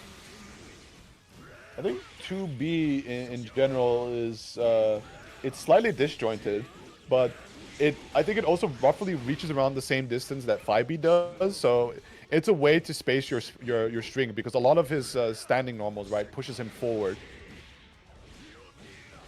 Indeed. It's also a thing where I think it does not have a direct Gatling into 6B, which obviously for Susan is gonna be a big deal. But there we go. The wake However, up 5A due to drop, closes things out quite neatly there on the drop from Dullahan, and DLZ is going to keep moving on 2-0, making quick work. yeah, very, very good stuff. You love to see some Deals gameplay always. Also, just you could see how obviously going from offline to online is kind of rough for everybody, you know. You, I think it's really noticeable when you see someone who just came off from playing offline for 2 days. I know because I'm a victim of those effects. It's like, you know, just seeing that 6C connect from Susanoo, it's just one of those moments where you could really think to yourself, man, like if I was offline, I'd have blocked that. Because, you know, it's definitely very real. You could do a lot more than what you realize when you're playing it offline. So if you have the opportunity, right, definitely attend one of these offlines, one of the many that are yet to happen throughout the year. Attend your locals, and if you don't have one, try to start something up, right? I'm sure that you could, at the very least, get the people convinced about the graces of BlazBlue. If anything, right, show them the outplay sets, show them this tournament, show how many people are playing around. Look at this prize pool, right? And you know, it doesn't have to stop there. There are still plenty of match arena codes left to be claimed, right? We got 14, so for the remaining people that haven't yet claimed the code, there is still your chance to contribute to well, I think quite a historic prize pool actually. I don't know how far history this extends, but this is for sure the biggest one we've had in BBUO bi-weekly. For sure. So the lesson here is you never have enough people for offline, so we need more to pull up. Next year, I want to see more of you. Everyone in the chat, I want to see you in Vienna. Yep. Alrighty. We got Void 0 versus ExOnestar, Zach. Representing the Lychee. It's, I think, also been a very long time since we actually seen a Lychee make it, so just by his mere presence alone, I forget the exact rules for the challenge, but Zach is definitely a strong contender to be able to get the Lychee challenge, if I'm not mistaken, right? That little pop bonus Most for yeah, pushing her all the way to the tail end of the bracket. most likely, yeah. Speaking of which, I know Void actually has a decent amount of playtime against Raywat, which is quite a strong Lychee himself. However, watch, this is Zach right there. So I do want to see if the Raywat experience is enough to keep up here. So far, the start is pretty good, right? As Void Zero already has all of his seals unlocked. So the Shipugeki is ready to rock, but what a falling JB. Gonna set up the staff. The, Quick connection, trying to yeah, find the air to the air with the Lychee JB staff. JB just, yeah, the Lychee JB just hitting everything that the light touches. However, Void playing extremely aggressive right now. Not easy to keep up right there. The explosion coming in. The JB not Doesn't quite get the connected, though. continuation, but JD from the skies really trying to keep Void at check. Good block on the cross up there. You see the 5D staff being able to once again get the armor to connect and the explosion to try and catch ExOnestar. A little bit off his game there, because you know a lot of Lychee do utilize the staff to set up for a lot of their approaches and pressure strings. So they are very sort of primed to just consider it's a given that whatever is about to happen just works for them. Now I'm thinking that the bank players go for explosion enough that maybe we should flag, in fact, flag them as terrorists. Oh my goodness. Alright, they're going for the burst to try and deny too many more seal gain there by Void Zero, but it wasn't air to air, and the 5C as well. Gonna get the corner carry, but not able to finish the combo just quite yet. And now with the life advantage that he has, he's trying to control the space a little bit, looking for these nails to guarantee the approach. And just a slow walk up 6A to close things off. Void Zero is definitely making a very strong case, and especially with what you highlighted, the practice that he has against Raywat is seeming to be paying off. Yeah, for sure, like, just very solid showing is happening right now. I've seen them play a bunch, but right now it really does feel like Zach is just kind of being overwhelmed. Which, you know, it happens, especially against such a high-paced character like Bang. It's perfectly understandable. But even now, the command grab coming in, 6A blue beat, and no conversion though. That could have been a combo.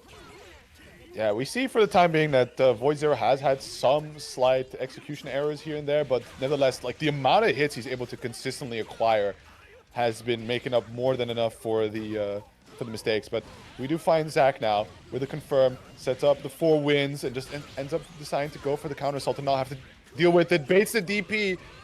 I think it might be a kill. No, one last touch required, but yep. The nail explosion just catching on the tech there, very unfortunate. Yeah, like some routing issues right now, but you know, a kill is a kill. We will not complain.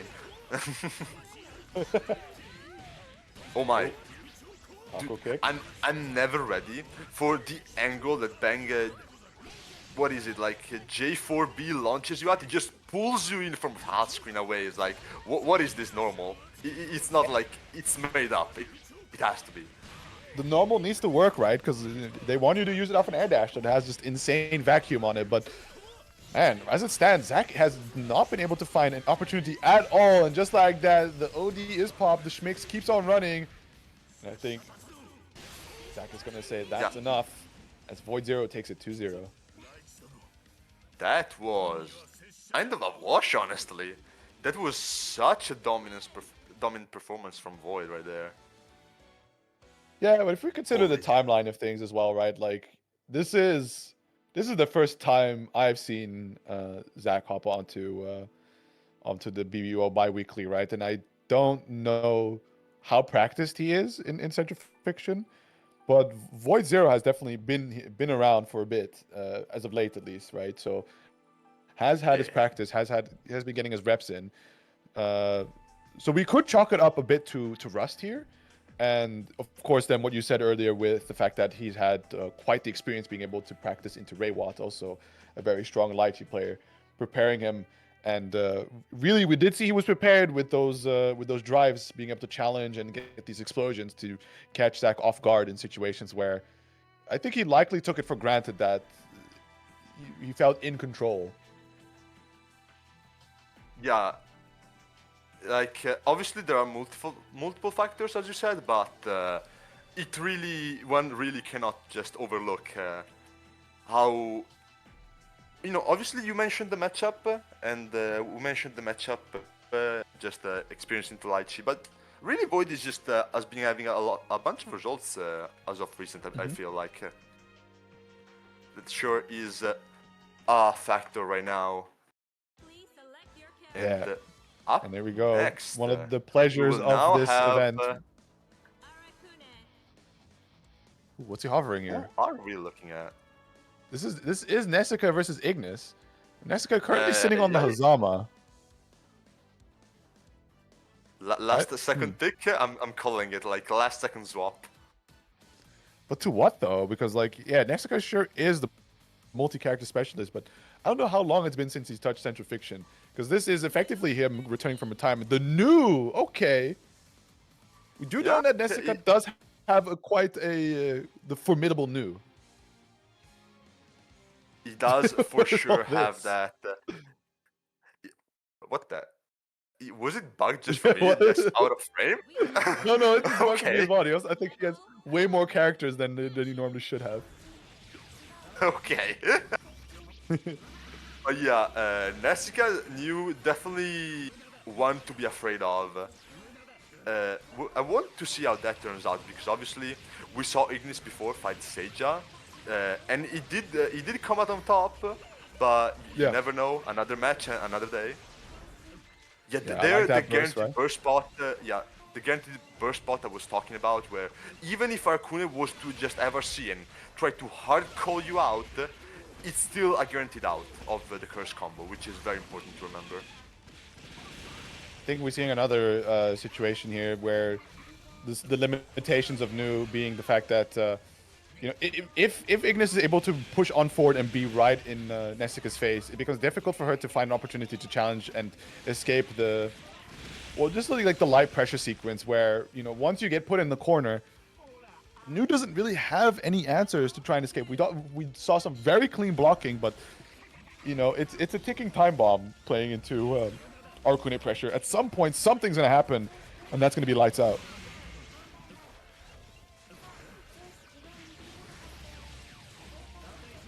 On the other hand, maybe something is gonna happen now because New is not exactly the kind of character with just harmless, honest strike through offense that people think. You especially saw that if you played with Division at Outplayed. This character got some nasty set play going with the Luminous setups. Yeah, Lumi is definitely the backbone of a lot of what makes her scary on block. But look at that, the Legacy Edge able to trade into Arcune's very own vertical Legacy Edge, but one stays active on hit and the other doesn't. So Nesica now tying up the rounds, one apiece, has the burst gauge available. Ignis not too far off his own. Very much in control of the pressure strings. We see the forward attempts, but at the same time, Nesica's not overcommitting too much. Yeah, right. Ooh, backdashes into the corner, no conversion from Ignis. Gets the burst out for Nesica. Right now, looking good so far. Just to keep control the neutral. However, because he has already bursted any next hit could turn out very bad. Who does find the jump out. The side swap as well. With some teleport shenanigans, Ignis is able to move around. We see the counter assault to try and put him into the corner. That's a full curse. Yeah, very scary indeed. And gets the side swap as well. Going to try and push him back into the corner and looking for that final mix, that final opening to close things out. And that will do it. Ignis currently standing 1-0. Yeah, taking the lead up against Nesica. That is... I mean, obviously Nesica also on the boat of... he probably has not played for a while. I think he definitely has not played for a while, but it's still Nesica we're talking about, so we'll be taking the leads as far as we can take them. especially it's especially useful to take them before he manages to fully unrust. Because we do not want to see what happens when we get to that point. That is very true. We are very familiar with that. I think a lot of people are very excited to see that happen, right? Others not so much. Probably Ignis Prime candidate for that. So making sure to make the most of what he can out of the current situation, has the curse available, and does find the Guard Crush opener. He's going to lay on the hurt quite hard here. I think that may have been an attempt to CA, but Ignis went for a cross-up. I believe sometimes it's hard to judge what's happening, even when you're like commentating and you have experience in the game yourself. It's like, Arakun is just too messy, man. I wonder if, like, from Nesica's pool, what does he have that is like sort of the main power play into Arcune? Because it could be it could very well just be new with how he's able to just control the space quite effectively, but naturally once he gets into the blocking situation, it's a massive skill check. You have a new Nesica dropped. does also have a notably formidable S as well. Oh, the room dropped. Like you know, oh my, not able to dash out in time. But yeah, Nesica does have the new, which I'm pretty sure new does well into Arcune's is. However, you have the S, which you know, that's the same S we used to beat starting grand finals with when both were still active. So definitely not one to underestimate. Right.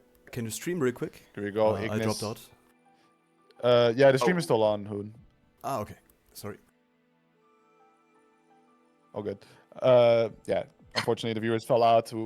It's okay. We'll cut the feed. Cut the feed.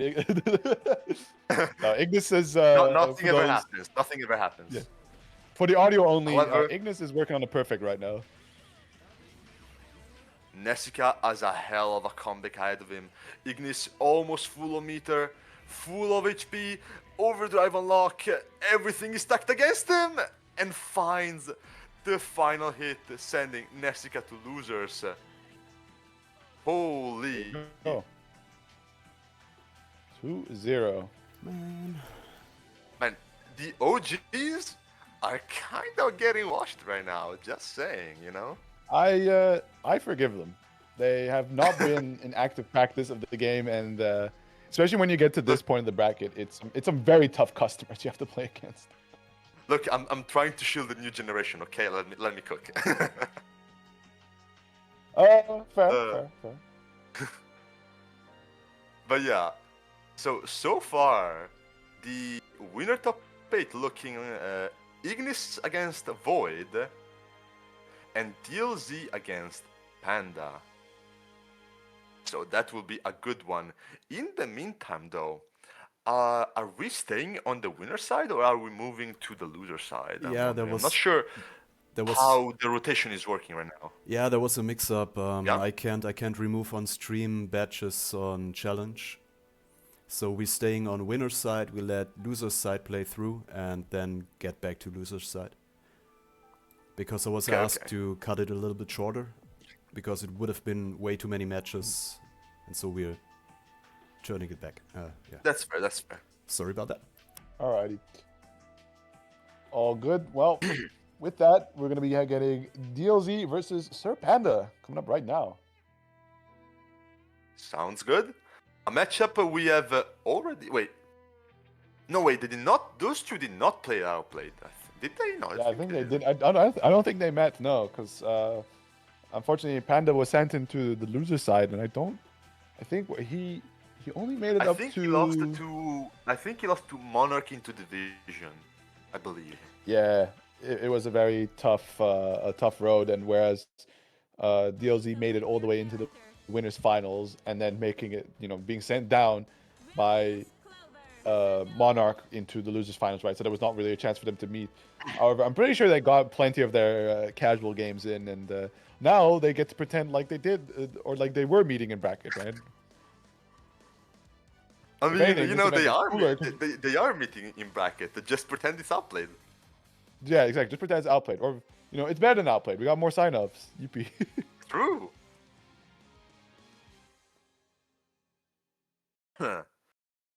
But yeah, it's for sure not the first time they're meeting in a bracket.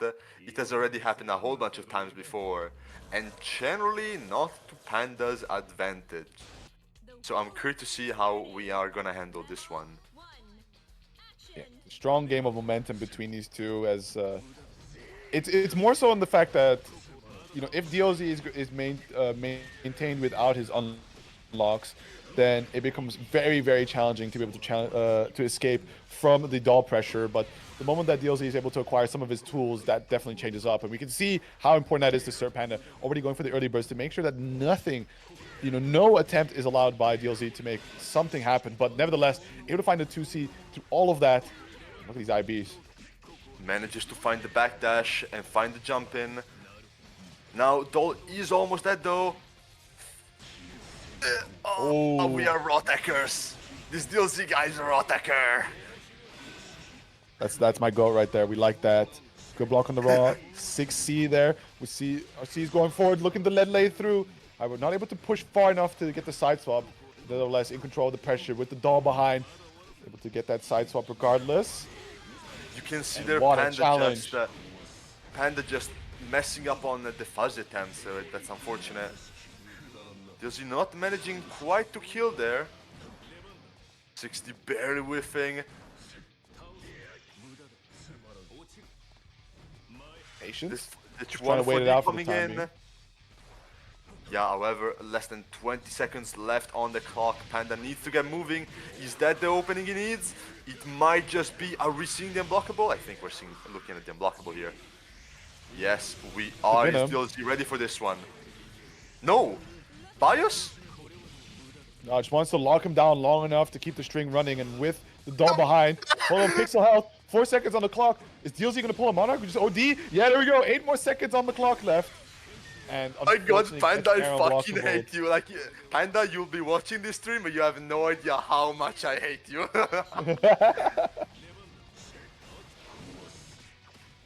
Oh, wow, Punish will lay on the Susan 5D. You'll have to see that.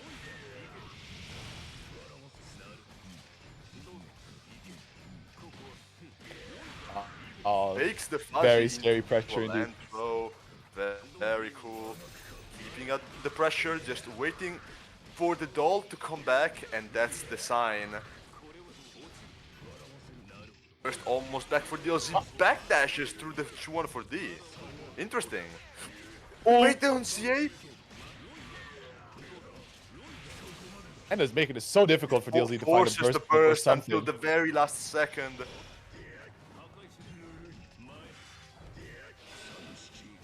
That's plus. 6D coming in. This one is summons the dollar right ahead, but no meter to his name. He cannot really use it to control how he would like to. And now he's in the blender. No way, right? This may be it. I don't think this combo is gonna kill the reset. The next. Trying to survive the doll. Scary situation. She's behind the Jinx. Oh, the 50 whiffs!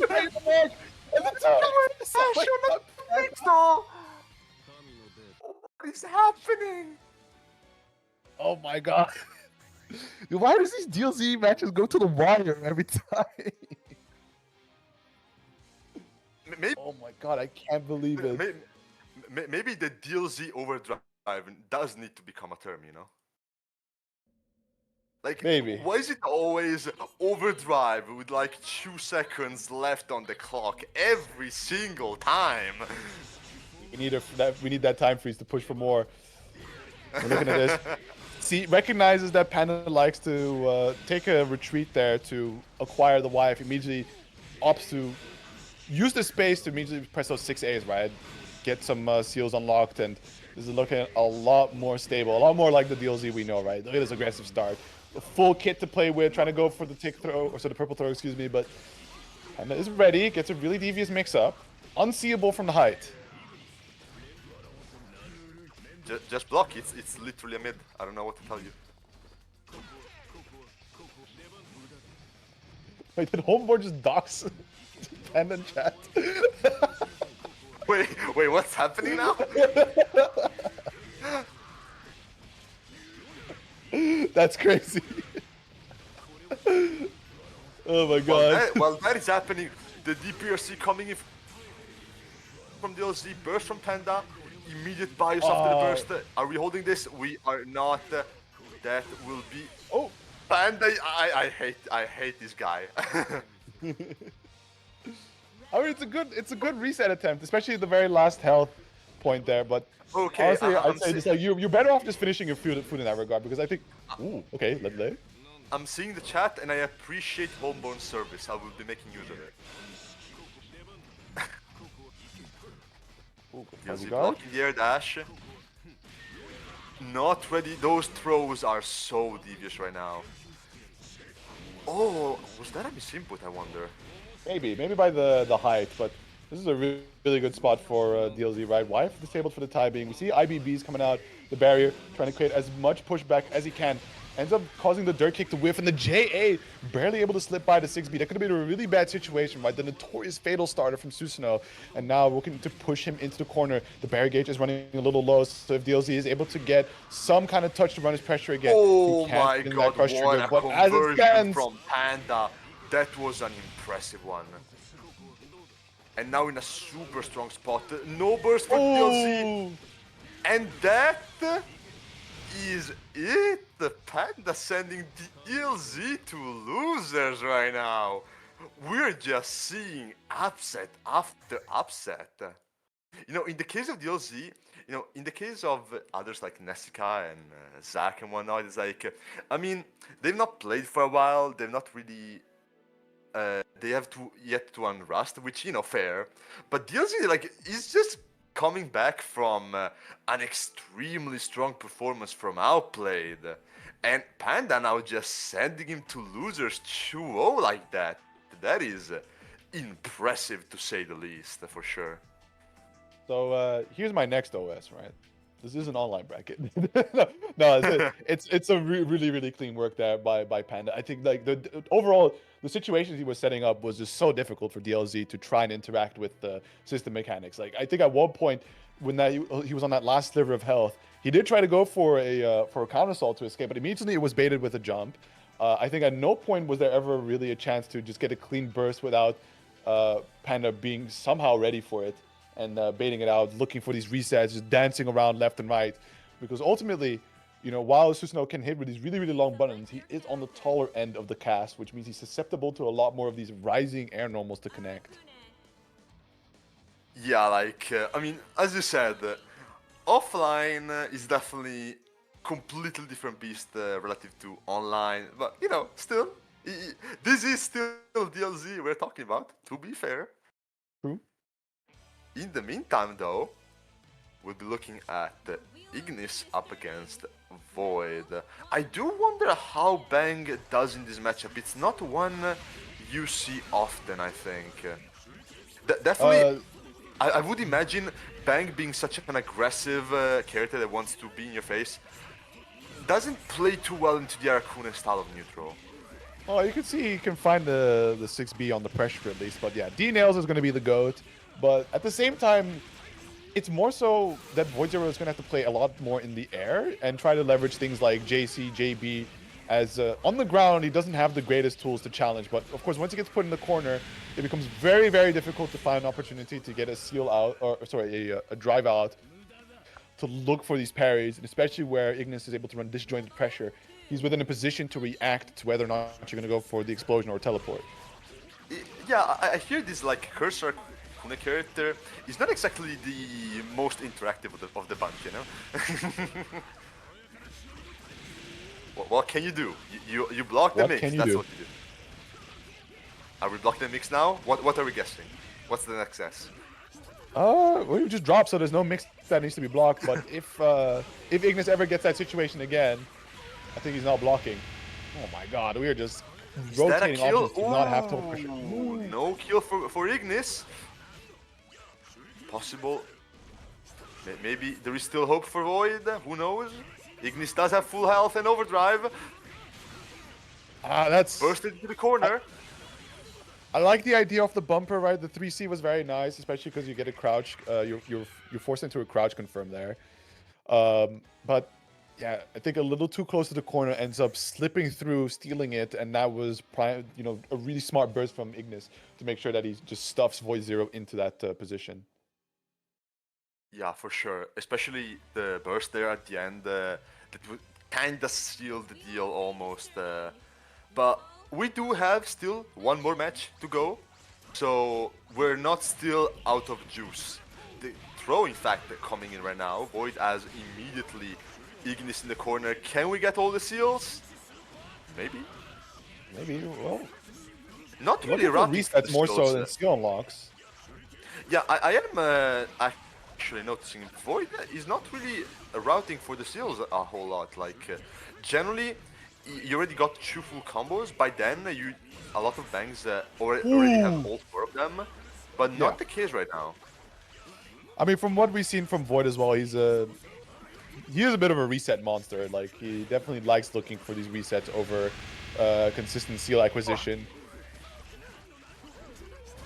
Barely avoids getting cursed, but here we are now. Void trying to not get locked down, just stalling as hard as he can. He will get ultimately tagged though, and that will be the round for Ignis now on set point. Yeah, very, very solid performance thus far. Has the burst available, so should things go a little bit sideways, he does have an out, at least one do-over opportunity. We can see Void Zero trying to find a way to carefully approach, but nevertheless, it's going to be Ignis once again in control, setting up for that curse. The burst not available just yet for Void Zero. Does have it now, but yeah, That was a super delayed burst. I would almost say trying to burst Arcune in bugs is an exercise in futility. I mean, look, sometimes the situation calls for desperate measures, you know? Very true. Speaking of which, though, we do have all seals coming in. RC from Ignis to stay safe from the explosion. The Arcune JB! Enough of a hitbox behind, and active enough as well to be able to catch Void Zero, going for the Shipugeki. And that is going to be the 2-0 there for Ignis, making his way into that winners finals. And I think what's also important to highlight is that for Panda and Ignis, right, they have long since qualified for this, for at least I think top 3 payout of this magnificent prize pool. So a lot of weight off their shoulders right there. However, now it's time to play for the lion's share, as well as the prestige of winning one of the biggest, or I think the biggest, BBEUOBI bi-weekly bracket. Speaking of share, you can increase it by clicking on the match arena, which I very much recommend that you do right now. There will be consequences otherwise. We will see you at offlines. There's 11 codes left, so definitely get in there while there's still any codes left to be able to contribute to this fantastic prize pool. You can see the animation on screen on how that is done, right? You hop on over, you sign in if you haven't done so already. You hit the claim code button, and once you complete that process, you'll contribute 25 cents to the prize pool. Every little bit helps, right? You'll be going a long way to supporting these players who came out in mass today to really show the love for their game, and especially like getting some retirees to also rear their head, which is wait, I just realized Ignis typing it in the lobby chat. Yo, is that the raw tech guy?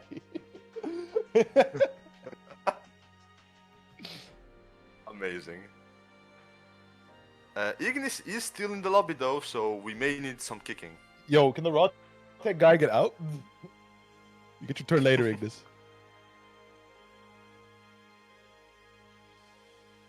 There, get him out. Give him the boot. Does boot. Now, we're Our getting round into the top 8 losers right now, and it's Dullahan up against Star. Any predictions here?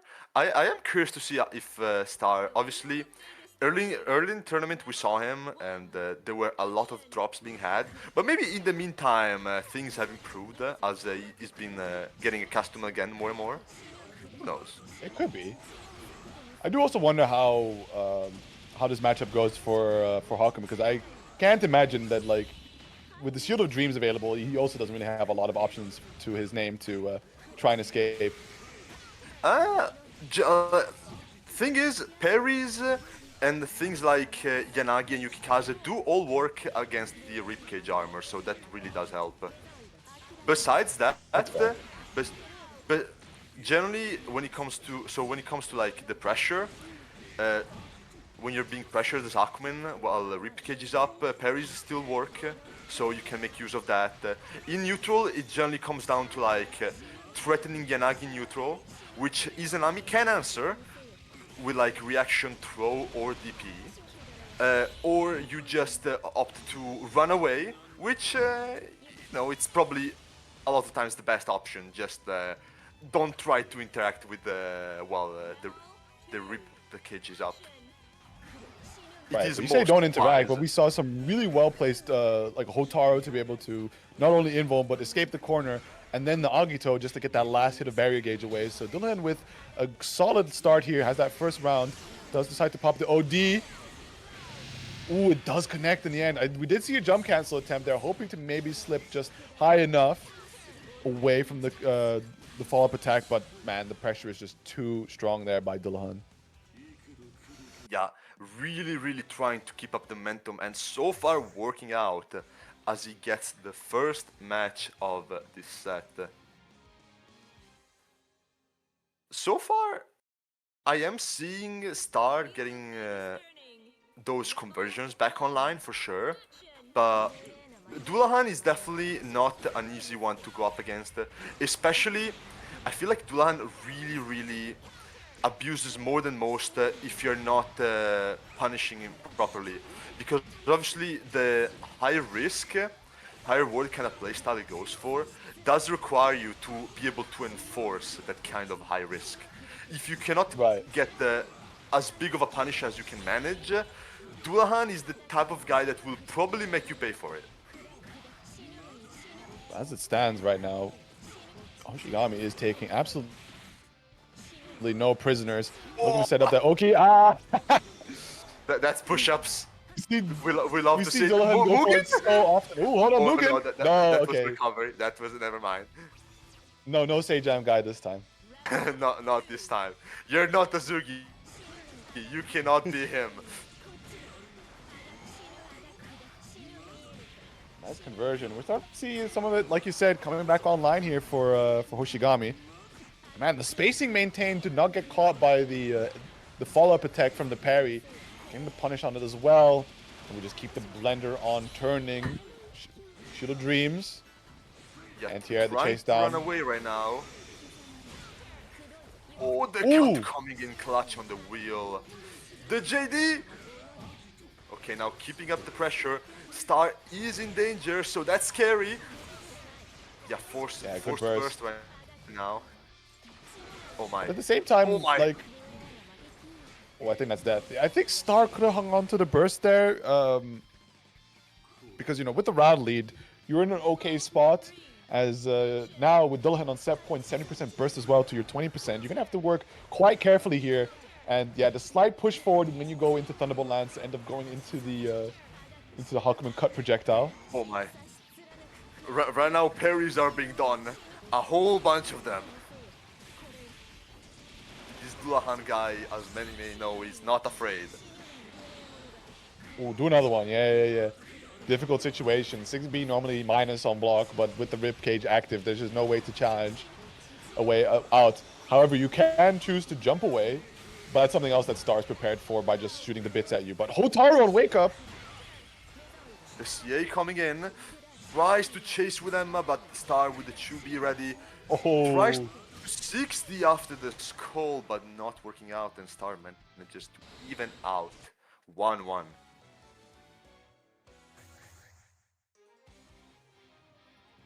Ooh, that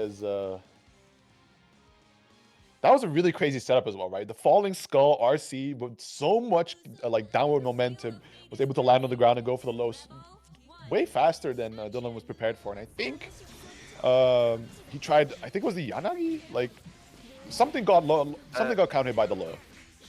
Yeah, I think he was it was a 6D because he was calling out maybe some other air option, but not the case. Star went for like a land 2B. Look at Will this. coming in, Try to it go will for the blue no tech. beat, no conversion. Wow. Tries to go places, but start ready with the air throw from a mile away, like they're playing Tiger or something. You know, everyone in this game is Tiger to some extent, because sometimes you just see air throws connect from the other end of the screen. It's like, what happened? Just look at those hitboxes on box stocks one day, right? They're absurd. But yeah, Charge looking absolutely unstoppable. Especially, we saw earlier the overdrive, but just having bits available makes it, absolutely a non-threat, because you think you're able to just blow through the situation, but the bits can activate disjointedly, so, she is not beholden to any sort of cancel window. Yeah, it's also beats Izanami in a case like that where you're Izanami trying to just run away from Hakumen. Beats are super strong because while you may think, okay, Hakumen can just cut them, thing is, beats for Izanami are super fast. You cannot really cut them on reaction unless you're like very far away, which is not gonna be the case if you're trying to approach because Izanami is on a life lead, you know? Right. Yeah, and look at this. Just the momentum Yes, has been so on point. Oh, yeah, good jump away. Doesn't get the punish. very good. Avoiding Yuki Kaze.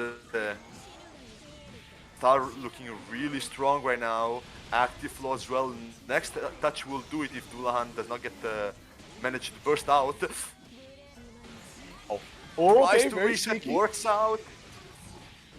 Goes Hold for on. the okay. Tries to go for mix. Is that an execution error? No way, right? Oh, the skull. Man, it's such a challenging special to be able to play into, because it's just so difficult to hit out of it, and it activates so quickly. Granted, it needs to be a counter hit for her to convert a lot of times and at a specific height too, but with the RC behind it, it's always so threatening. But yeah, Yeah, Hoshigami showing not a step lost despite the retirement.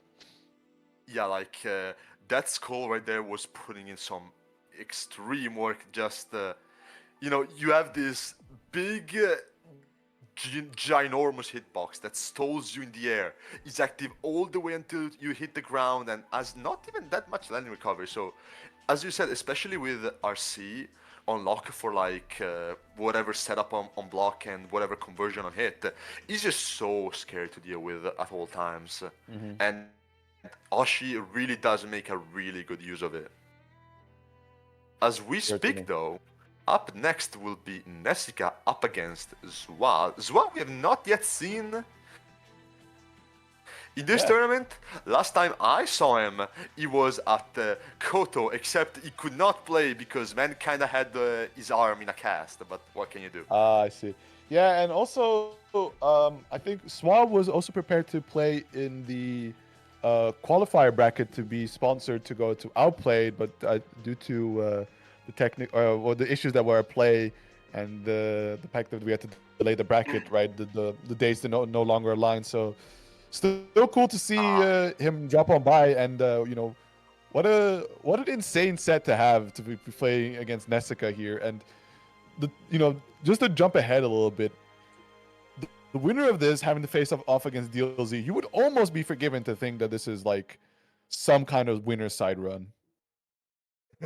Yeah, it's kind of insane when you think about it that way. Like, Hoshigami up against Zwa, and the winner gets to play DLZ is like, holy shit, what a bracket. Except this is like not yet top 4, actually. Nope, not at all. And I think as it stands, we're just waiting on Swa to mosey on over. Hopefully, it doesn't take too long here. Yeah. Anyone seen Swa? But yeah, I do wonder what Nesica is going to break up, because Swa plays Izayoi, and a very, very strong, very scary Izayoi at that. And yeah, I wonder what's in the pool of characters that Nesica would prefer to lean to in that situation.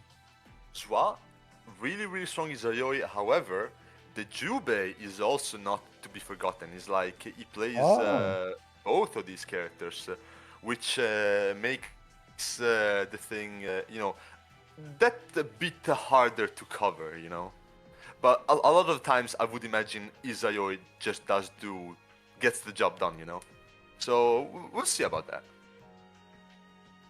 Yeah, I'm trying to think through the repertoire at Nesica's disposal. That what would he prefer to play into Izayoi, and I mean, as we were saying before, like up against Arakune, Nesica does have an extremely, among his many characters, does have an extremely strong S, which is kind of like, you know, when is S a bad answer, you know? that's You true. know, That's true. it's one you can just kind of always rely upon. I think arguably the strongest shoto in Central Fiction. So for sure, yeah, I agree with what you say that the S could be a very solid pick into Izayoi. I think at the same time, maybe 9, but yeah, maybe 9. Maybe. I'm honestly not familiar at all with like Izayoi 9. It's definitely not the common kind of matchup, but I could not imagine 9 lack of mobility would play too well into what Izayoi offers. But we'll see, I guess. That's fair. Well, Nesica exited the lobby. What? Okay. Is something happening?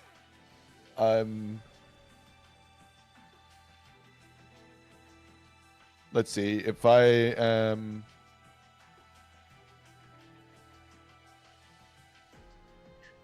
yeah, okay. So if I'm glancing at the discussion in the tourney chat, Swaz router died. So he's saying that'll take about 10 minutes to come back online.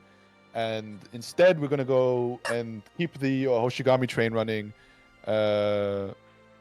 with their match against Void Zero, as we give Swa an opportunity to see if his router stabilizes. And if it falls out again, then it's going to be an unfortunate DQ for him.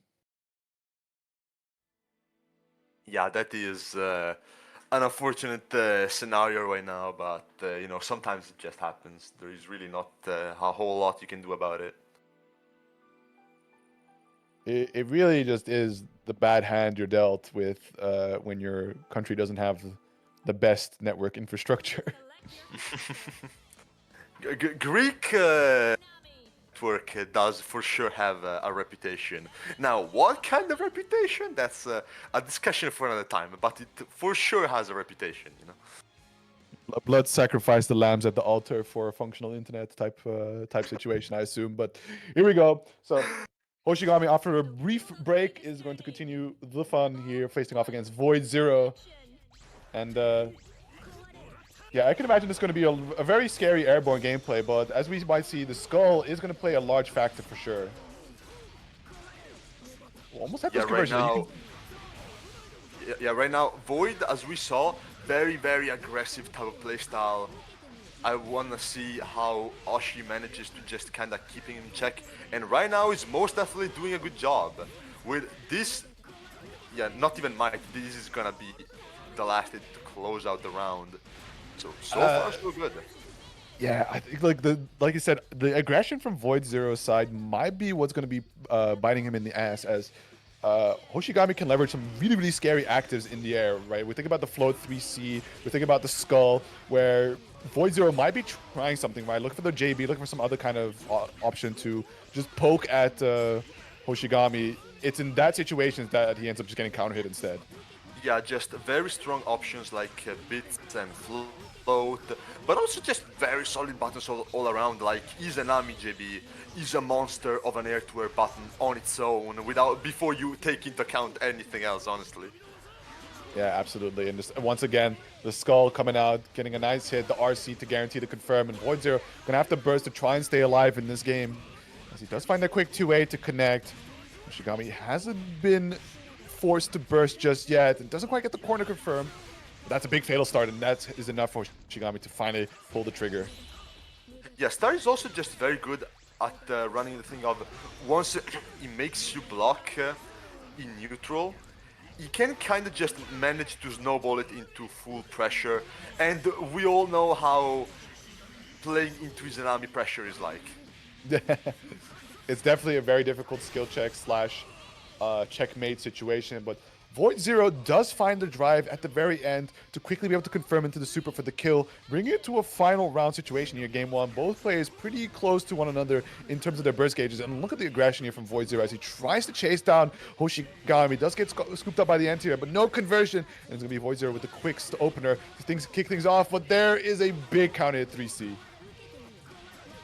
Yeah, the low 3C is just some demon time normal where it goes off screen and it converts into a full thing, and she can get pressure off of it, especially if she has bits. It's like, holy.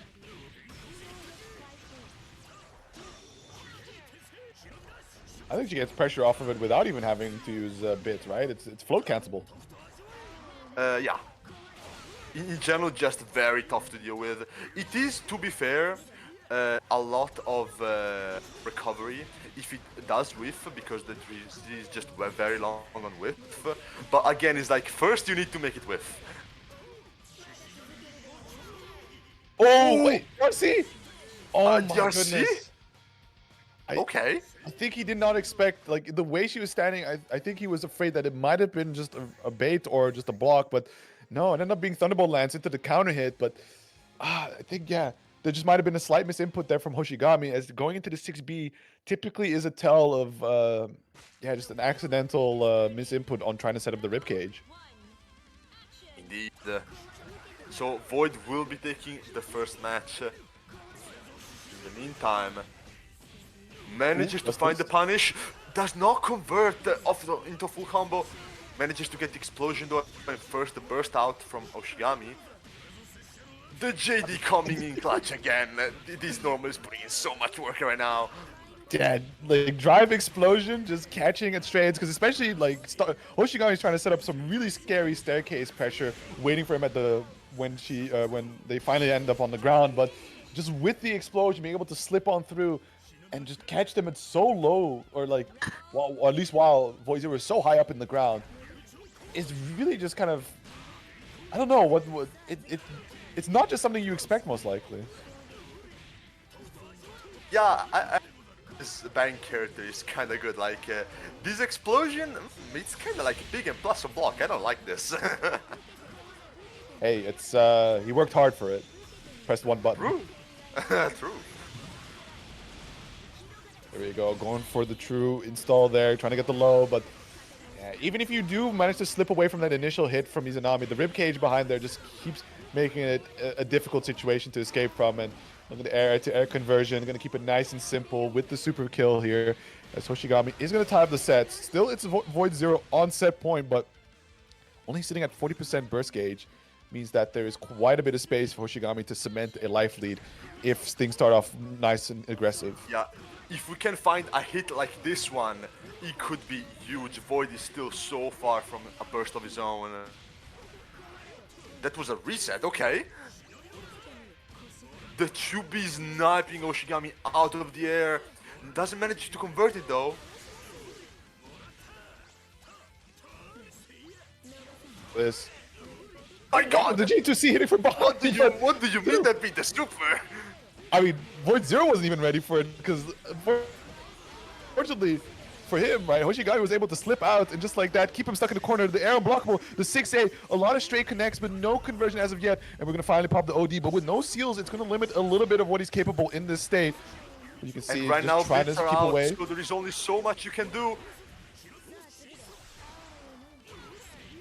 Oh, falling JB, oh, dangerous, a lot of damage. Oh, Burst wait a online, minute. tries to bait it out. Burst. Both players Straight on a pixel of health. This call at the actives.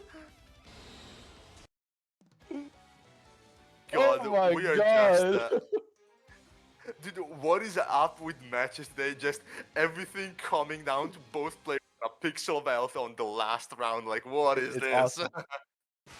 It's awesome. I'm shaking my head. It's This is some good It's so peaceful. Oh my goodness. And again, Void, aggressive start. That's going to be the early burst to cut the momentum there from Hoshigami. The 60 does end up finding the target. And what an air to air. Look at this conversion. Trying to bring it down. Oh, almost had it. Like, the timing is starting to sharpen up ever so slightly bit by bit.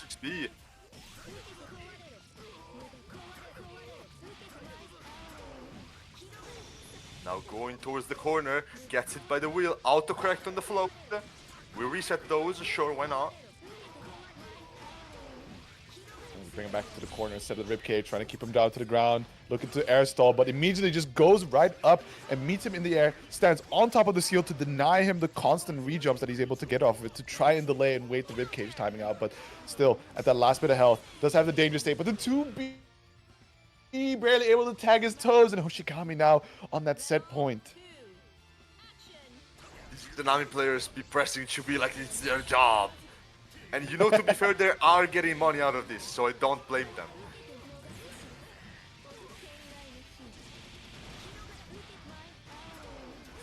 Right now, Void Zero as Steel Burst manages to spend it, but the next hit might just lock him down for good. This is a scary scenario right now. Yeah, that being said, look at the barrier gauge on Hoshigami, right? There's not a lot left. It is slowly starting to regenerate, but can't really opt to go for ribcage because even the activation has that initial cost, which means it could be in danger state really quick.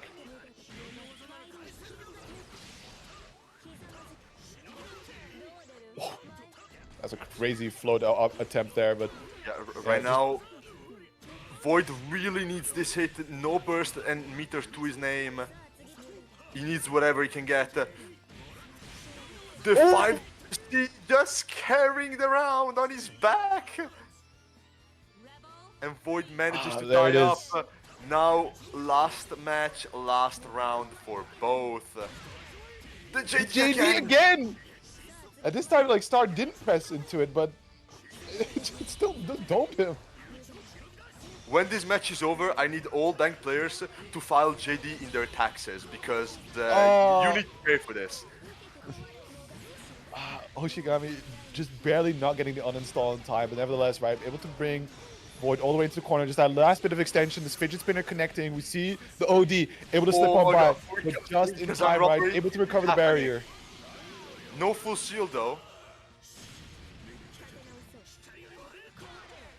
Oh, he hits him out of the JD, but just barely. Just before the explosion is able to come out. Burst almost back online for Void. Ooh, try to bait out to the burst there, but Hoshigami with the patience, the skull connects. The burst close things out. Closing it out. God, Hoshigami clutching at the very end. The 2-1 finish, and all the while just sitting on that burst. So comfortable, not pressed at all. Keeping the losers run alive. Euchre, if you were able to see me right now, you would know I'm doing the cinema pose because this is some peak we're looking at. Absolutely, this is fantastic gameplay that we get. What a treat indeed. And I hope the fun keeps going as Swa does seem to be in a state to be playable, but we do go with this understanding that should there be any network issues, it is very likely on the side of Swa, where he is willing to DQ, but hopefully we get some we just get some good games on our hand, right? No technical issues here on out. We see how good it can get. Just keep the fun going. Come on, let the internet gods align for this one. We need to see before you mentioned the sacrifice. Maybe it's time to make it. Absolutely. The sacrifice for the. Who's at their nearest Greek temple for the sacrifice? Yeah, the sacrifice for the Greek connection. We need one. Anyone in the chat that's expert in those kind of things? Maybe we got someone. Maybe. Waiting for Zwa to ready up, and here we go. So, what characters are we looking at here? Never mind. We're not looking at any character. Never mind. Wait. Nesica this time though. Wait a minute. It was not Zwa. Oh, okay. Game crashed. Okay. Classic. All right, that's good. It's good. We're getting all the bad vibes out of the way, right? Speaking of sacrifices, is there one to like have a good BlazBlue port? I would like that too. I wonder what it is. I think it just might be some like small hardware compatibilities that it's difficult to actually fix on that. But you know, the IM mod fellas, right? They're like actual miracle workers. You know, but you know the IM stuff that they're pushing out. It's like they're really nice. I really like the frame data and whatnot. But truly, the one that has been the magical sauce, like genuine black magic that they're working out on this mod, has been the replay database. But not only the replay database, the direct launch of a replay from the website. Like the person who put that in, that is absolutely insane. How they figured that out. We do love our mods in this community, for sure. The replay takeover is also one of those things where replay takeover is just one of those things where if you're someone who's looking to grind the game and really actively improve, like having it or not having it is actually just night and day. In you know, scenarios where you would usually need to go out of your way to like recreate situations, maybe that aren't not easy to recreate, maybe on a character that you never played in your life. And like you don't need to do any of that in training mode. You just boot up the replay, go to whatever exact scenario you're looking for, and put that on and figure something out. It's just so good to have. While I'm yapping though, we see Nesica up against the Zwa on Jubei here. Yeah, what a treat that is indeed, right? Nesica on the Tager.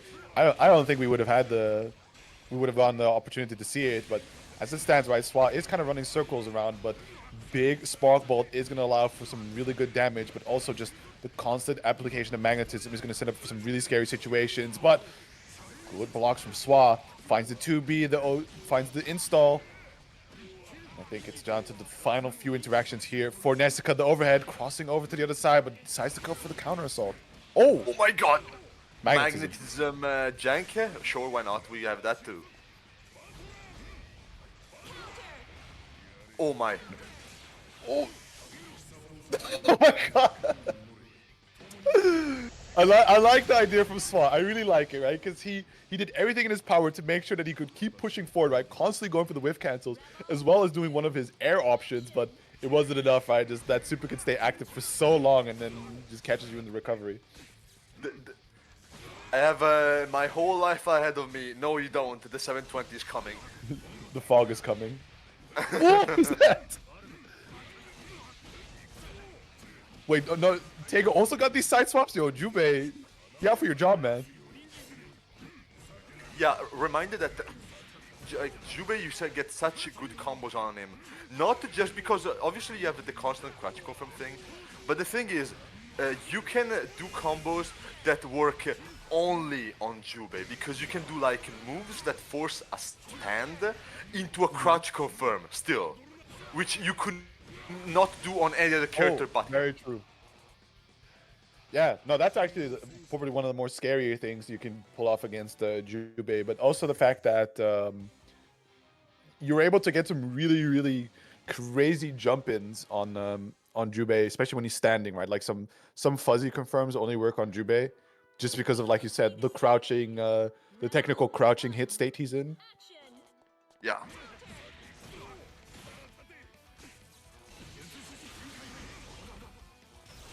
Not a punish on the Tiger 5B, however, the dash should be coming in. Doesn't get the corner confirmed quite yet. And until we have Nesica kinda trying to get out right now, which that is ugly. Say goodbye to your friends. Yeah, because oh my god. Oh my god. Oh my god, is that it? It may be it. Nope, one reset, that's it. Oh my god, that's disgusting. But because yeah, Jubei is really not all that scary until he gets that 50 meter for the install, right? And when you pair that with like the trigger health and defensive option is just, you can just kinda keep forcing risk reward situations. And there is really not a whole much you can do about it other than trying to, you know, stay safer. Until at least until he builds that 50 meter. There's the install. So the instant overhead threat is definitely a lot stronger. And as it stands, we could see Nesica trying to challenge on through, but at the end, Swa does find a connection, but not able to continue the combo. The loop is going to be dropped. Good burst, wants to try and keep him in the corner, finds the edge where the 2C not going to connect, does find the punish. OD pop, backs away, doesn't want to deal with any of the grappler shenanigans. Oh, that's not a full punish. That air dash somehow avoiding the fireball will take that, sure, why not? The Tiger chooses sniping, not a combo though, so Zwa will be... Oh no. Okay, not a kill yet. Oh. Never mind. Wait, what was this? For some reason I thought he didn't have the 50 meter, but he did manage to build it. And also, yes, that is a real confirm. This Tiger character just does made up things, okay? Sometimes... I mean, I know... I know about the setup, right? Like, you go into the gadget figure RC, and then you whiff the air driver, but to just slingshot him to the other side of the screen into the spark bolt, it's a bit much. It's just so cartoonishly evil. See, like, eventually you just accept, okay, this character is just, like, made up. It's not real, and you learn to take whatever happens on screen when Tiger is on less seriously. And just, oh yeah, I guess that's the thing, you know? I mean, I think, like, Tiger can cause a lot of frustration, especially because not a lot of people know how to deal around his ASPD, right? The brief invuln frames that it has to just kind of help him slip through some of these neutral sequence, or like some of these pressure sequences. So it does become a major challenge for people to feel in control against Tiger. But when you get like slingshot like that, I think you can't help but put a smile on your face. You're just like, oh, this silly giant. And man, And then you get SPD'd again, and you forget all about it.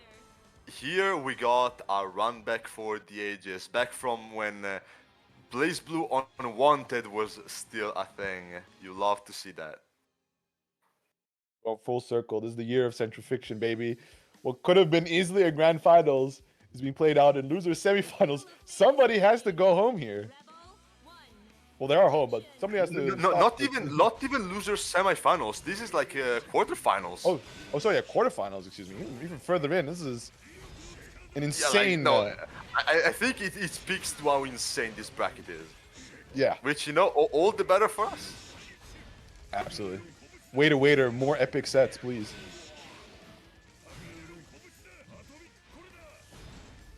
Yeah, look at it. So the slow play from DLZ to just make sure to not end up too much inside of the bag of tricks.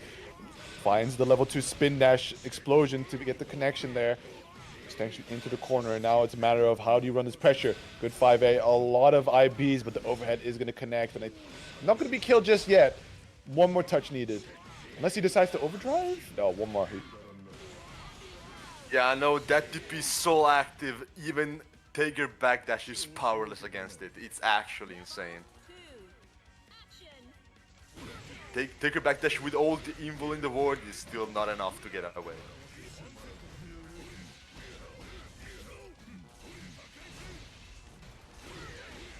Oh, the armor. Armor coming in. The low connecting DLZ trying to jump out here.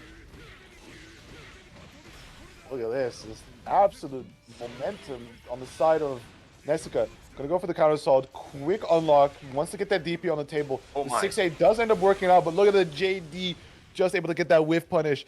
And the spark bolt for the confirm as well. Around the piece, and both players going into it with burst. Yeah, really clean countered confirm with the spark bolt where nothing else would have reached. Really good stuff on that one. That's a big overdrive. How much can we get off of this? Sword will take that. Ooh. Nesica tries to quick get up, not working out. Yeah, thankfully though, not able to get the full conversion on DLZ's end. See the OD pop, but the 5C able to catch the backdash, and look at that. Sets up for the sword confirm, hitting from behind, and so much damage. But even then, right, Tiger is a very, very tanky boy. And what a setup. Once again, to catch the backdash, DLC is going to claim the first game. Yeah, backdash and the SPD 720, that the spin there covers all of them as it, you know, it crashes the throw. and is done late enough for it to catch the backdash invul as well. So really good stuff from DLZ. Certainly, certainly. See what Nesica has in stock to keep up with all this, and wow, immediately just cashing out the armor into the follow-up, knocking him down to the ground. Just finds a quick tick throw there, reset. The patience meets him air-to-air, but the JB, or say JB, excuse me, sending him back down to the ground on counter hit. Ooh, manages whiffs the follow-up there barely. Now DLZ just running away while meanwhile is magnetized. He's just looking for an opportunity to strike, but just as he commits in forward, we see the charge stance, and immediately, once the armor connects, able to get the follow-up to bring him back down to ground. OD pop, able to jump away from the wedge, and gets a really, really good start to keep things running. A lot of seals unlocked with a lot of damage to go along with it there. Rise does not with the spark bolt. The J2C hitting cross up. Can this kill? I think. Maybe. No, you can't kill off the gadget The finger. Oh no, of course. 5A! The 5A after gadget finger is barely enough to close out the round. I forgot just how wide Susanoo is in that situation to actually be comboable by the 5A after the gadget finger. DLZ, not to be outdone, finds himself a very good counter hit on the frame trap there, setting up a lot of seals. Just really, really strong early aggression. Bring him back down to the ground. Needs one good touch to finish things off with the ODR. On the 6C, that's a big one. We're getting a size drop off of this. Yes, we are. 4.4K. Not a good spot to be in. Calls out with the spin on wake up. That's crazy. I'm surprised that Nesica would go for these backdashes, considering how active something like the DP is for Susanoo. But there it is, the raw spin dash, the overhead to catch. DLZ now on set point, sitting comfortably with the burst available, and Nesica not too far off from his own. Drive confirmed from DLZ. We know what is coming here. Just going for the full staircase, get the Grand Viper in.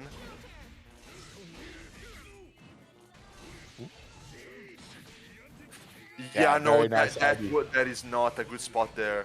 In situations where usually you would land a jump in against other characters and be like, okay, and plus time to reset my pressure. Against Tiger, especially with IB on play, is like, yeah, no, you have to respect that 360 right there. Speaking of which, DLZ may just be one guess away from losing the match now. Whoa. Okay, I think he got another one. One more guess. Or we're just going to try and cash out for the damage here. Unfortunately, doesn't quite get the 3C, so a little bit of health left to play with. Has the OD, finds the 2C. Quick confirm. Unfortunately, doesn't have the right spin dash, but is going to end up going for it regardless. Yeah, just gets up as many unlocks as he can. I mean, he doesn't have sword and he doesn't have God Press, but... Never mind, take a health. Yeah, take a health. Just too beefy. What is that ODR? The chase down magnetism applied quite heavily, especially with the passive pull. Oh my god, the last armor. take of armor. Yeah, activating that 5D. 5 armor coming in clutch for Nesica, tying it up. Oh, you know what Lord. is a tragedy? You know what is a real tragedy? Go on. Because it's not late enough into the tournament, this is only a first to 2. I'm crying right now. Yeah. Yeah, I mean, it's the tragedy, right? And also, it being on the loser side is that one of them, you know, the run is going to end here, so we don't get to see them perform once more, right? And, like, aside from, like, if there are any personal biases from, you know, country representation and whatnot, it's just an impossible choose to be like, would you rather have Nesica or DLZ go down? But as it stands, DLZ with the early aggression is trying to make absolutely sure it's not going to be him.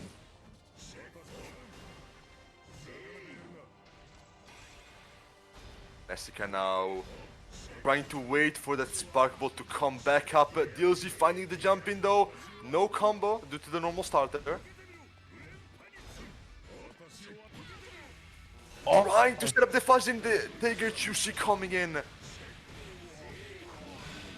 Oh, but that IB from Nesica was so unbelievably clutch because it allowed him to recover fast and actually crouch underneath the fuzzy in time without being caught in the like standing animation. yeah, I be on the fuzzy into 2C mash is an option Nesica likes to use a bunch in those situations, and for good reasons. It is a really strong one.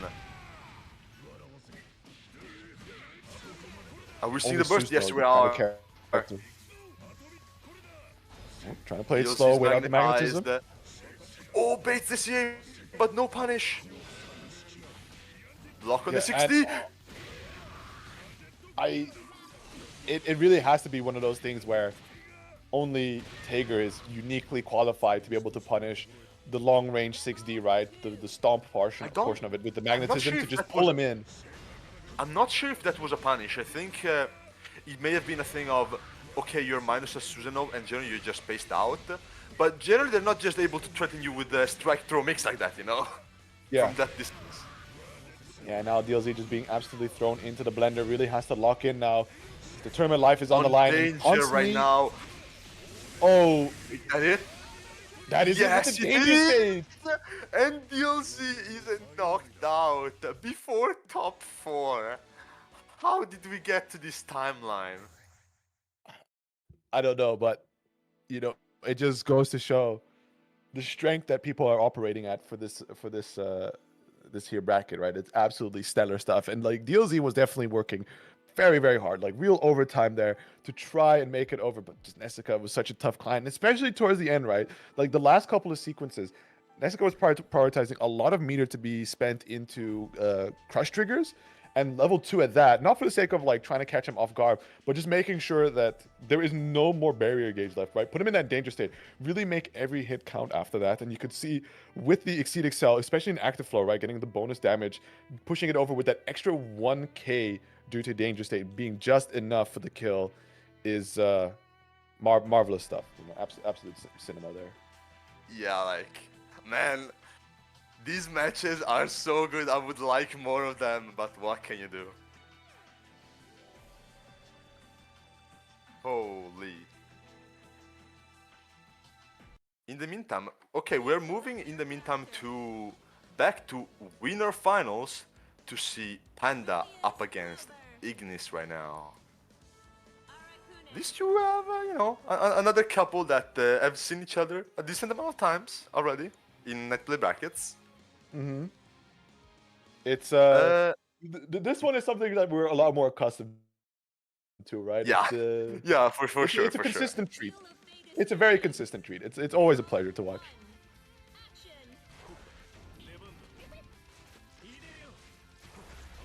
Just trying to play it slow for the time being, especially Ignis, right? Just making sure that while the wife is out, that the meter is ever so slightly drained, but ends up finding that hit just after the call.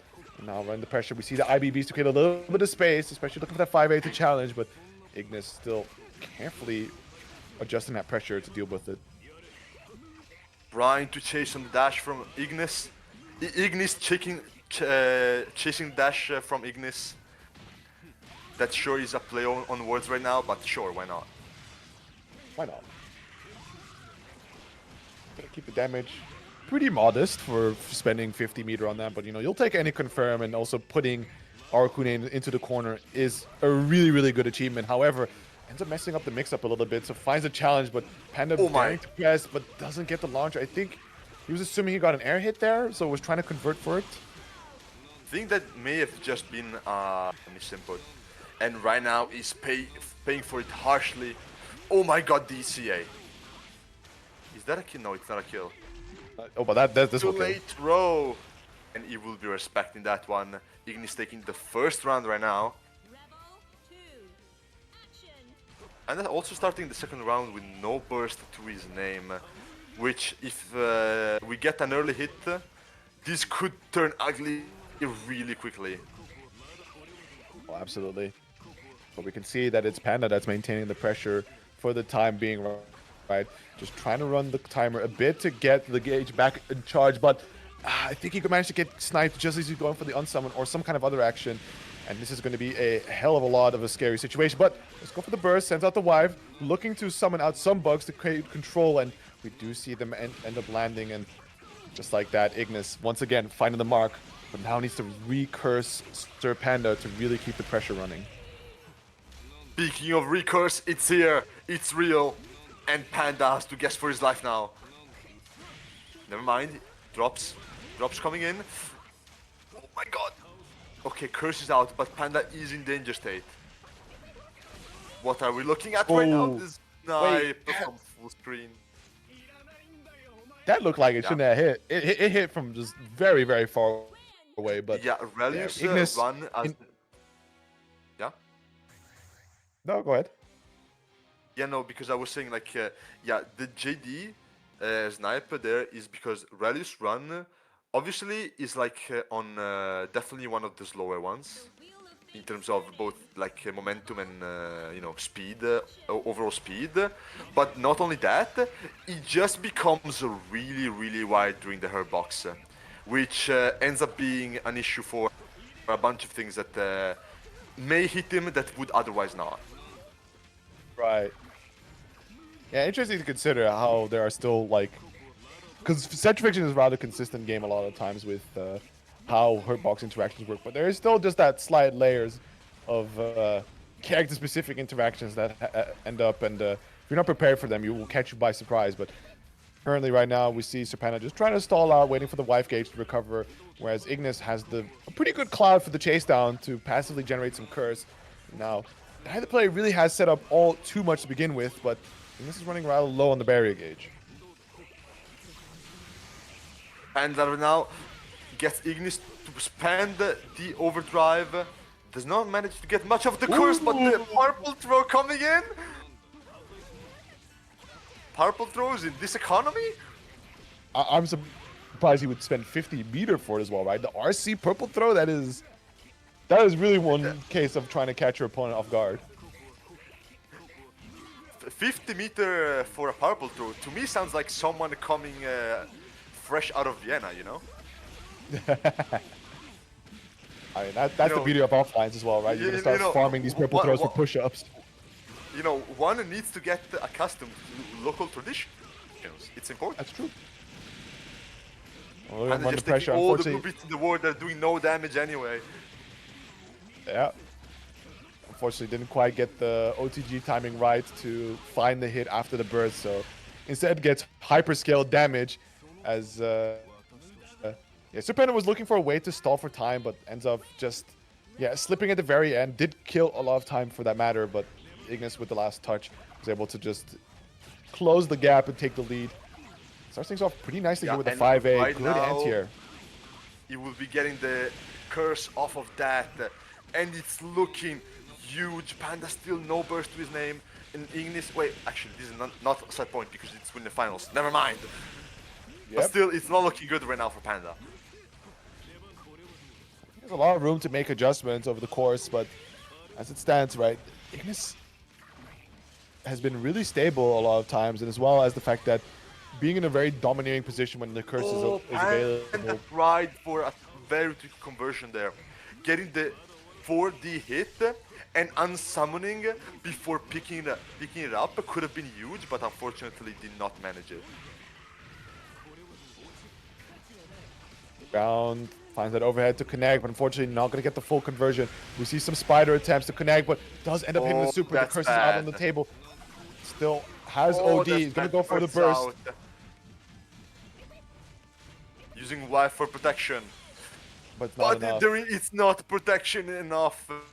Ignis will be taking the second match, one away from going to grand finals. What a journey so far, man, and especially considering how, like, Ignis's mood going into this bracket. He wasn't looking too hopeful, but look at where he's at now, right? One game away from that winner's side grand finals, and especially like with the names available or the names represented in this bracket, this is quite the one to be proud of to achieve, you know, what you've made so far. Panda, kids, now time to log in. Yeah, kids, the lesson today is don't get scared looking at names on a bracket. Everyone is some degree of ass. You just need to be less ass than them. And right now, spending the last remaining health on the doll. will have to stall for time a decent amount, but that will not be happening because Ignis is getting full curse now. Unfortunately, makes a Getting the slight blue mistake beads. there on the conversion. But nevertheless, right, is like he's keeping up the pressure for sure, but no major conversion. However, he is finding these mix-ups, so that should be once more curse, barring any uncharacteristic drops. Bring him into the corner, needs that one last reset, and that is going to be set point. That is indeed not looking very good. Ignis now one run away from securing the victory. Panda really not finding his foothold right now.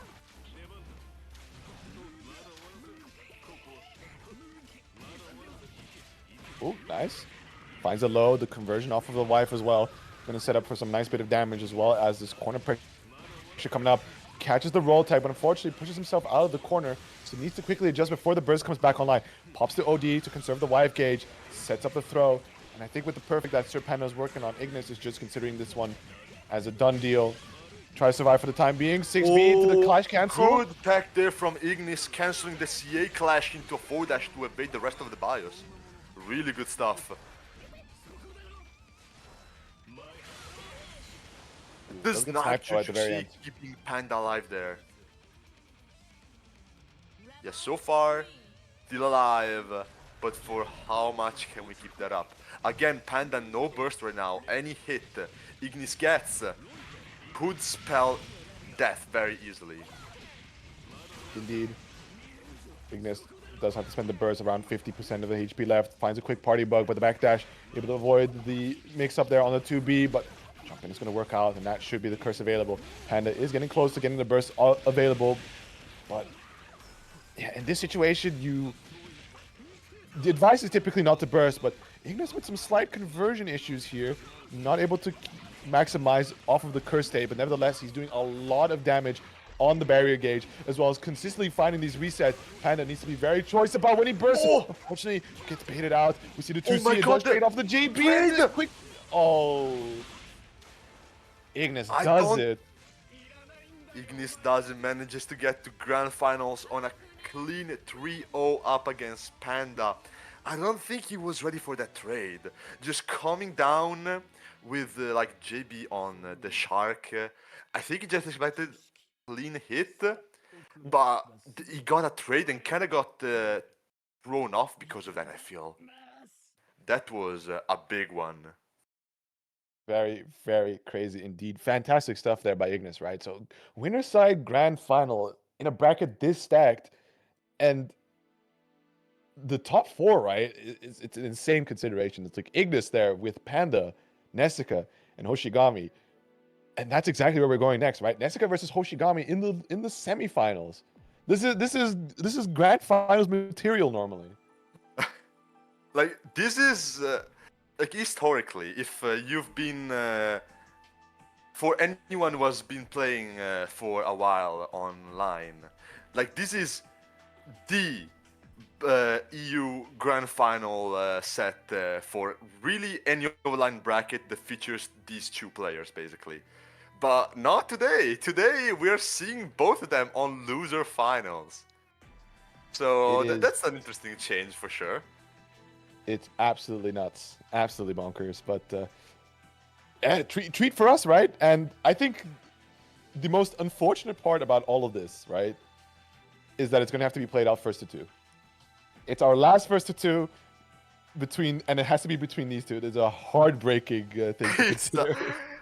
You know, as amazing as this bracket is, in a way, we have been getting heartbreak after heartbreak. It really is kind of a tragedy. Just you come here and the sets are amazing. You're like, man, I want more, but I can't. Kick off the room, please. Yep. Never mind. Okay. All good. Yeah, Ignis hanging around a little longer than he was welcome. It's okay. Next time it happens, we threaten to take his prize pool. That's true. Alrighty, gonna go for the S here because, understandably, very very understandably, it's a complete disaster to try and play Tager into Izanami. That's gonna require some told levels of gap to be able to survive Yeah. that, and especially for these two coming to D-Rust, I would understand that's not something you're up to task for. Yeah, and again, historically, this is like the character Nesica used about almost every time to beat Star whenever they faced off in grand finals. So, you know, just go with the older and reliable, you know? Absolutely, and I can see why, right? She has some really fantastic air-to-airs, especially on the ground. Also, just fantastic ground normals, and the 6B anti-air just bonkers and just awesome tool to be able to get Star in these spaces that he likes to rest, right? Especially with these float cancels.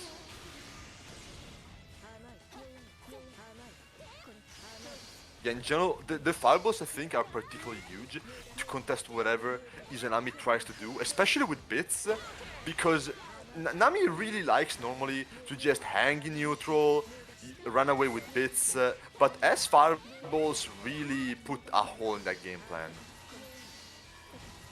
And we see Nesica make full use of it. 5A challenge there. It's going to be quite the hill to climb back from, but as it stands, right, Izanami certainly is a character that once you keep them in the corner, you could make the comeback happen, but sadly, due to the lack of barrier gauge, can't quite set up the ribcage situations, and with a DP and an RC for the confirm, Nesica is able to clutch out that first round.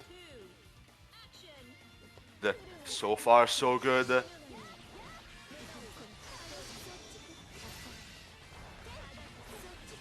Star trying to challenge with the bits, but the fireballs just hitting him out of the slide. Ribcage coming in, Nesica ready to challenge with the run-up throw. Like, honestly, I don't know if there is anyone else in EU who have played someone else as much as these two have played each other. Like, these two probably have more matches between one another than I have matches playing the game as a whole. Oh my god, what an air throw intercept, and yeah, quick sweaty confirm to finish things off. Nesica claiming that first game. I mean, I can understand why they would really want to play against one another, because, you know, at their most active, they were the apex of competitive CF and EU, right? Just Pretty much, they yeah. are what you would aspire to be in terms of just the whole package of playing this game.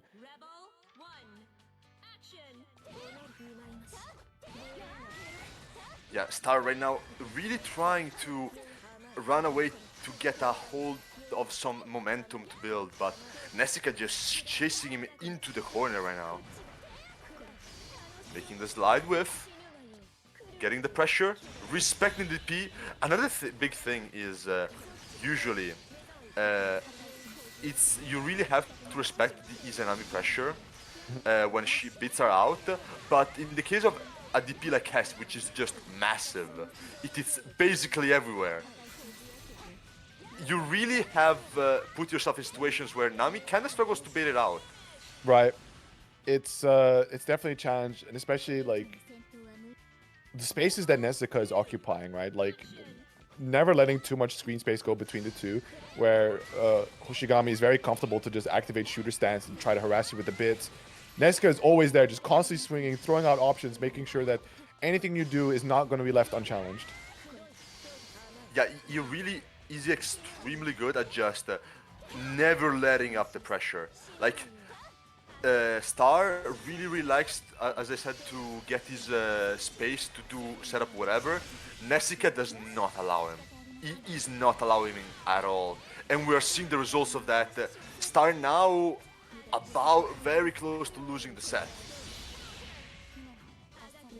This is quite the hill he has to also make this comeback from, and look at the defense here from Nesica so far. The IBB is forcing him away, and it all out. What do you do? Sending Star out of the bracket and securing his spot in loser finals. Extremely good performance there. What a set indeed. And you know, it's just a really cool thing to be able to see these two play once more. It may not be at their ideal, but nevertheless, right, the performance they were able to pull out to make it all the way into this top 4 position it still just highlights, despite their absence from the game, just how much time and they've invested into just perfecting their craft, and to just come back and still have so much of it readily available. You know, if you've been here for a while, it's one of those things that like it kind of bring back memories, doesn't it? It's the, it's that scene from Ratatouille where he takes a bite and just flashes back to his childhood. He's like, That's quite accurate, actually. Wait, what is? Okay, ooh. Ragnar. Okay, interesting. I wonder, yeah, because like, there are certainly some other characters that are perfectly suited to the task of playing into Raelius. So I wonder why the Ragnar is the case. But definitely, I can understand not picking Tager, right? Being Yeah. a much smaller. Tager. I mean, to be fair, it's like one of those situations where it's almost, I want to say, like, yeah, on paper the matchup is bad, except you're Nesica, so you just kind of win anyway. That's fair. Like But as I it remember, stands- like I remember talking like with Don about the Relish matchup chart, and it's like he has Relius Tager in like extreme advantage in parentheses unless it's Nesica, and like it really gives off that vibe.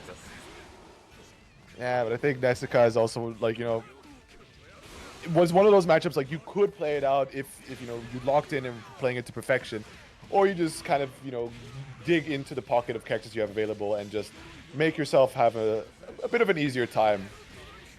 You can just see him just constantly letting these DP rips. Like, Right now, show to he's me, really liking his DPs. yeah, show to me that you can bait this out. Prove it to me that you're willing to let go of the guard for a bit. But what a chase down, and the confirm as well. And are seeing off the wife. Panda not ready for that. Yeah, Nesica right now just going wild. Absolute baller performance here so far. We see the trade into the wife. However, Hellsfang being IB'd makes for a clean punish. You see Panda just trying to maintain the pressure, but good block so far by Nesica. Trying to push him away with the barrier. The IBB's coming out at the same time. Nevertheless, it doesn't let up Sir Panda from his pressure. Recovering the wife gauge, challenges into the Hellsfang and gets the counter hit pickup. The RC to push it a little further. Needs to run this combo as long as he can to regenerate that wife gauge. Yeah, impressive trade confirm there for Panda. Now, being rewarded with all the offense in the world. Can he kill off this? He should be able to. Oh, barely as wife died at the end, but still manages to close it out. Now, both 1 round each. Oh, I think that might have been an unfortunate misinput there. Seeing the 6B come out like that is hardly intentional from Ragnar's, but there's the Gauntlet Hades. Gonna prop the burst from Sir Panda, but the 2B, the stanky fist, able to just challenge the neutral. However, it doesn't quite secure the schmicks.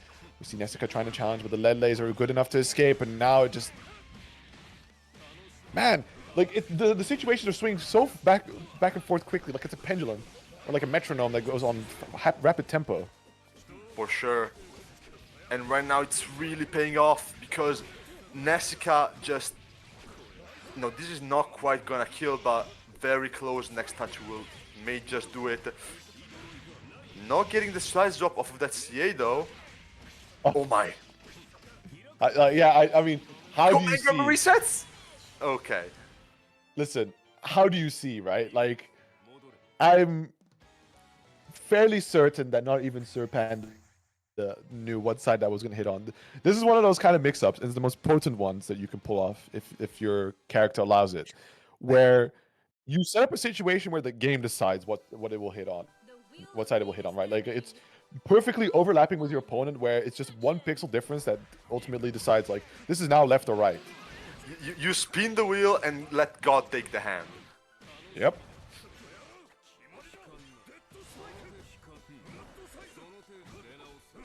Outside, holding the pressure.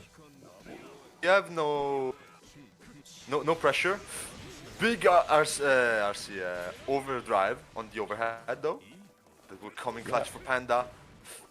Ooh, big tag though. Wife is out. trying to chase down, but there's the DP here.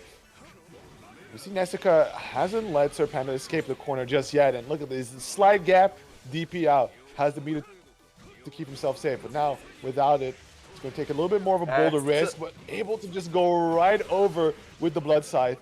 And Sir Panda still bursting, believing in the opportunity to make the comeback happen here. You know, you can really tell what people who regularly plays a character with no DP, judging by how much they use the DP once they do have one. Yeah. And I think we can see that right there. Oh my goodness. Hero burst back there from Nesica as well. Believes in his own chance, trying to gauntlet Hades right over the situation. Gauntlet for movement, anyone? Oh yeah, that's exactly what he was after. Just keep there pushing because of danger state. Yep. The crush trigger. Panda was looking for a chance to try and mash out, but you know, ultimately kind of a checkmate for that one. Nevertheless, starting things off quite confidently here. Good stagger pressure, trying to set up devious mix-up. And again, another one of those situations. The game decides what side you have to block. But wife is now dead. What are we doing now? Okay, we can get the pick up at one. Oh, Panda. Panda, Panda, Panda. Look, it's the Panda we know and love. Don't say you did not see it coming, because you did. Oh, that is not a combo, not that late into the route, unfortunately, but he will be finding the true way to close it out. Still living so far. Ooh, nice, the lay through. And again, oh, no conversion dance on around this Jesus kick. The dodge with the twirl, unfortunately. Ooh. Big hit. But yeah, unfortunately, the summon, or said unsummoned summons air stall, not going to be enough for the 5B. Trying to avoid that. Nevertheless, don't hold too much damage. We see CT broken out, not a lot of barrier gauge available. And in these frame traps, for Sir Panda to find these let lays through and get the punish going with the wife on the tail end has been so critical, and being able to just slip through the stagger pressure of Nesica, excuse me. Yeah, that was a big DPRC from Nesica to wiggle out of the Oki situation. Now Panda trying to get back the momentum with the wheel, not quite working out. Nesica with 50 meter in overdrive, so next touch is gonna do it. I'll catch him jumping. Oh my god! DPRC into the TRM with the OD pop to deny the burst there from Panda. Nesica is gonna clutch it out, tying up the set. We're just feeling like DLZ a little bit. Just walk up, DPRC thick throw, you know, why not? Hey, why not? I think one of the difference, of course, being that it's a lot easier for DLC to confirm off of his DPRC if it does hit. But nevertheless, right, it's a pretty effective strategy to just throw it out as a nuclear option where you just do it as you can't really care too much about what your opponent's going to do in wake up. But aggressive burst here from Nesica. We saw that Panda did IB that second dead spike, hoping to challenge, but somehow the frame data didn't quite work out for him there.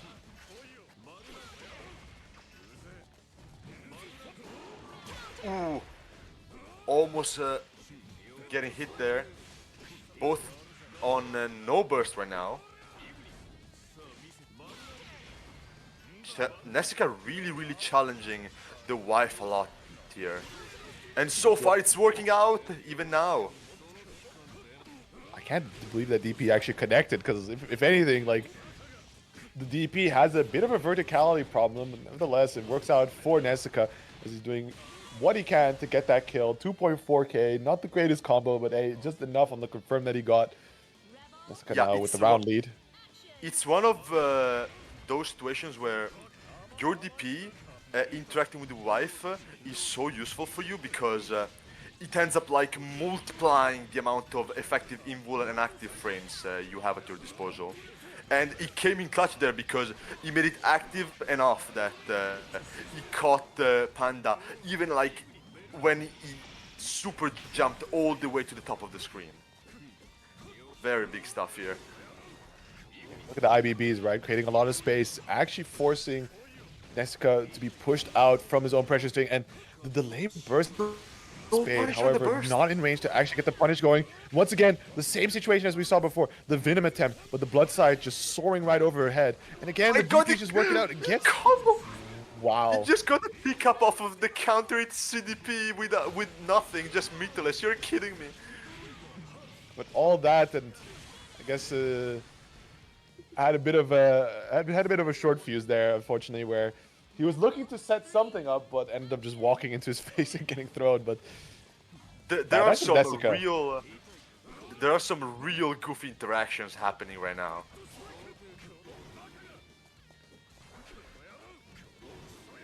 Nesica makes you remember just like the depths available in this game that so many people have yet to tap into. And look at all of these blue beats, and finally just waiting patiently, biding his time, finds an opportunity to lead lay through, gets the side swap, and now baits out the DP. It's going to be massive damage.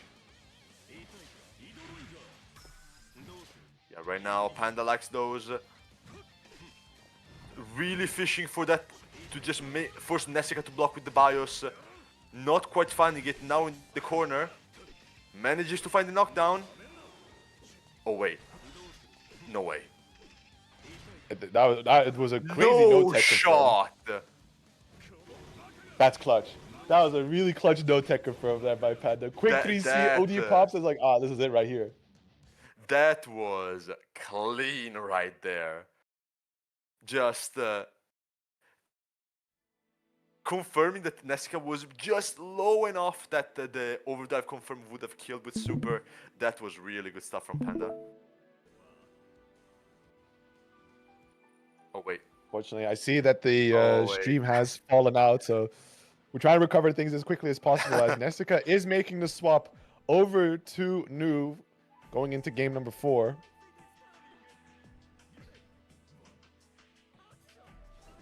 Yes. So now off the Ragna, going with the new. Maybe he has been taking notes from Division. Who knows? At the very least, right? Nesica's Nu is very stable and equally scary, but yeah, not to the degree of expertise as the dedication that Division has put into maining the one character would be. Indeed. However, right now that's enough to have Panda scramble for any advantage in neutral. Even popping overdrive, but still not enough. He's struggling to find any footing. The PTSD flashbacks from Outplayed. My goodness. Just a round one perfect, you know?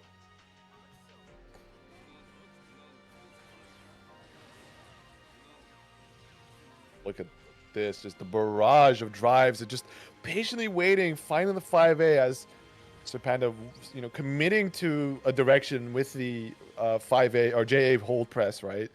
Yeah, one of the scariest things you can do with this kind of characters is knowing when just go full out with the zoning, all in on the pressure, or just waiting for someone to just throw themselves at you and punish them because of it.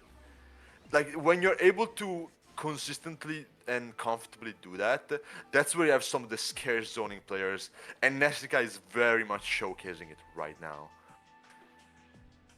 It was a major switch up of how it played off before, so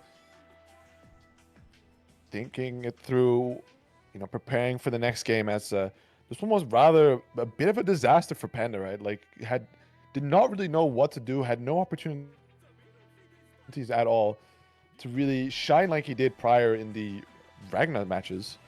Yeah, no, you really saw the difference, like from Nesica scrambling a bit on Ragnar to hold Panda down, to Nu just getting done cleanly on the first match.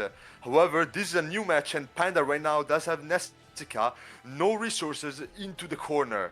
That's not looking good. Still though, Nesica with this insane block so far. Let's go for the 3C. No overdrive from Panda. Oh my god. Goes for the OS there, able to survive, but still though, is kept in the corner. Stagger pressure, the patience, the 5A press there. Luminous Stave looking just to create a bit of control back, but catches him on the Ag Pressor attempt. The 5B to snatch him says, where are you going? Panda now on that set point. That was a mad chase on the command dash right there. I did not think he had. I don't know. I do not know how he was able to confirm that, but sure enough, all the better for him, you know.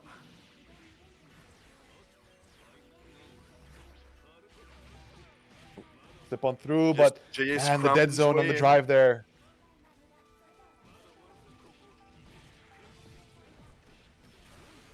Immediate burst as soon as he Panda. comes online. Yeah, even though the wife absorbs projectiles, she does not negate the hitbox. They can still hit Relius, and Panda most definitely learned that. I do like the intent. That is the comical amount of clashes into the armor frame of the wife. However, yeah, sadly Indeed. for Sir Panda, not the kind of intended interaction he was hoping to get away with, but finds the OD, goes straight into the super to be able to get the punish through, deals a nice bit of damage. It just needs to get that final touch to close things out and go into the grand finals. And the lead lay into the wife punish will do the trick. Panda finishes it off 3-2, getting ready to face off against Ignis for a rematch. Yeah, Panda really managing a good swing from the previous match against New, where the first one was just kind of him scrambling for really any hit that he hardly managed. And then this one, managing to put a clinch 2-0 on the table and secure the spot back in grand finals. Really good stuff. Absolutely. And now for the final set of this evening. What a road we've been through, right? The biggest bracket on BBEUO bi-weekly, the biggest prize pool on the same event, as well as I think record viewership, no less. So thank you everybody for sticking it through so far. We're now going into the final set of the evening. And with that, I'd Such also a like to victory. highlight that we have 2 more codes left to be claimed on the match arena. So 2 more heroes. Step in, claim those codes, and then we will have completely, I think it's also be the first time we've actually collected all the codes. So hop on the last 2, get it in there, as these 2 will be playing now for not only the prestige of winning the biggest bracket, but also the lion's share of a stellar prize pool. Yeah, such a massive bracket with so many strong players and just overall such a big prize pool as well. All for it to come back to Ignis up against Panda. Some things, the more things change, the more they stay the same. War never changes. And keep in mind, right, for Panda to actually take this bracket, he's got quite a road ahead of him, because Ignis is not only a very tough opponent, but he needs to win 6 cumulative games, right? He needs to go first to that reset and then the true bracket to actually chance for the win. So a long road ahead for him, which Ignis is just more room to adapt. Indeed. We're now chilling him down with the JA. Backdashes out. Panda lone doll. This is scary. RC convert. Not looking good here. Panda's no burst whatsoever. What are we looking at? Empty low. Oh my god. This is not good right now.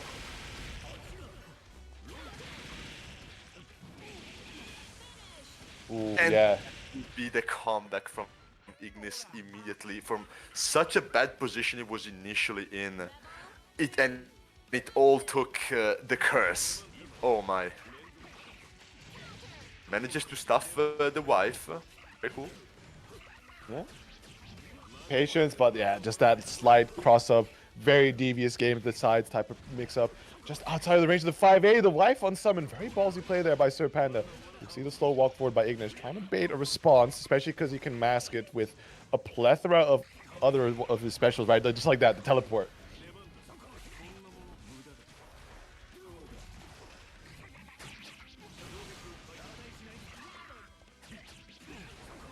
My god, he just tried to walk up through like that. This guy is a madman.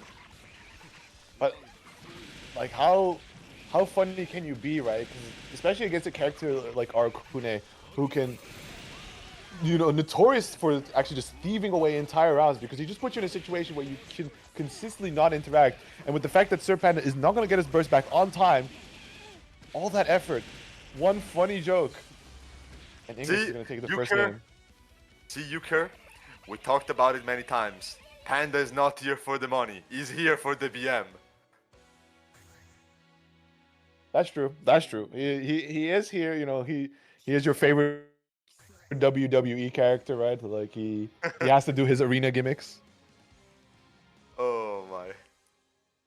I really hate this guy. I really do. But what can you do, you know? The wheel of fate is turning. Rebel 1. Action. Game number 2. See how things keep on going. Big fatal start. Unfortunately, not able to get the confirm there, but nevertheless in control of the pressure. Overhead lands. And that should be a decent conversion into the corner here, but the wife gauge is running low, so gonna have to find an opportunity to uninstall, but really on the edge here.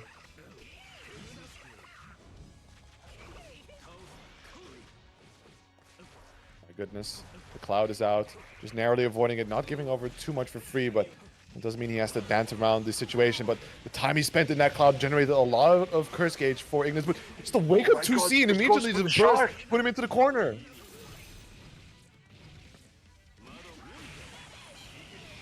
Like, under any other circumstance, if it was a different character, I would not understand the burst. But with the fact that, you know, playing into Arukune, the robbery master, you definitely want to just go like, no. Whatever touch, we're not gonna go. We're not gonna entertain that. This character most definitely forces you to take some usually not so favorable choices. But that's just how it is sometimes, you know? It is what it is. So Panda here, working on a perfect, already claiming the burst from Ignis, just needs one solid touch to close things out. Finds the fatal, doesn't get the conversion, however, committing to more poking in the long range distance. Finds a wife summon, just trying to harass, keep Ignis locked in the corner. The 2C, but what a 5A anti-air. Sir Panda ties up the set. Playing with that 5A, ready for the pressure reset that Ignis was looking for so hard to start his comeback, but not allowing it. Panda now tying it up 1-1. If you're, I mean, usually I would want to say like if you're Panda, you can probably feel the pressure on your back. But again, it's like it's Panda. Like, yeah. I don't know if these guys care. If this guy cares. I mean, you could tell how much he doesn't care about the money potentially because like ooh, the TRM. My favorite raw techer. But then again, that was a really tough situation to try and escape from. As Ignis now terribly on the back foot here in terms of health totals, right? Does have burst available, but really just needs to get that solid touch. As it stands, you can see just Sir Panda dancing around any potential Ignis wants to try and find interaction points. Okay, I'm not sure if their C there was necessary, but he wanted it and he got it, I guess. We'll take those.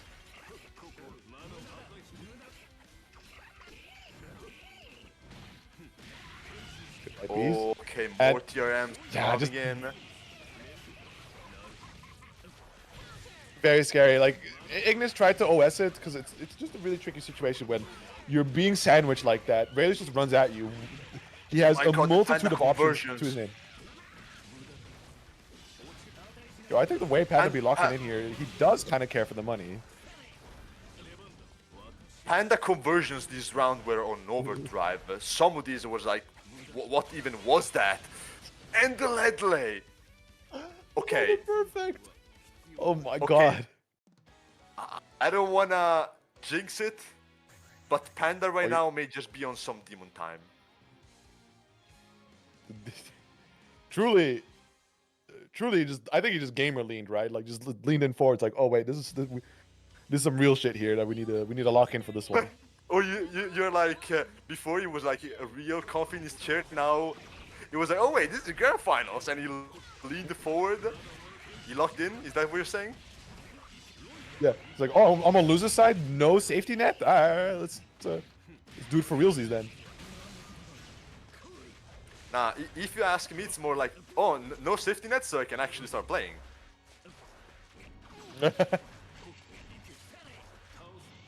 There's nobody here. Time for me to unleash my true potential. Now we see Ignis just trying to do what he can to land a single stray hit here. Panda kind of just hang out to the corner, but yeah, good burst. Could have been a really, really bad situation because despite the really good movement, he ends up putting himself into the corner. Oh my god! Even on the CT, the wife to keep it safe. Air Just unblockable. Ignis not ready. absolutely cheating. We'd love to see it. And so Panda unfortunately drops the combo at the very tail end. Needs that last touch to finish things off with. And without the wife, he is a little bit at the... Ooh, okay, just barely one last hit there. That was scary for a second.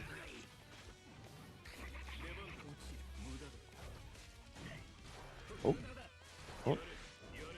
Yeah, 4D Ignis definitely really good at controlling the space.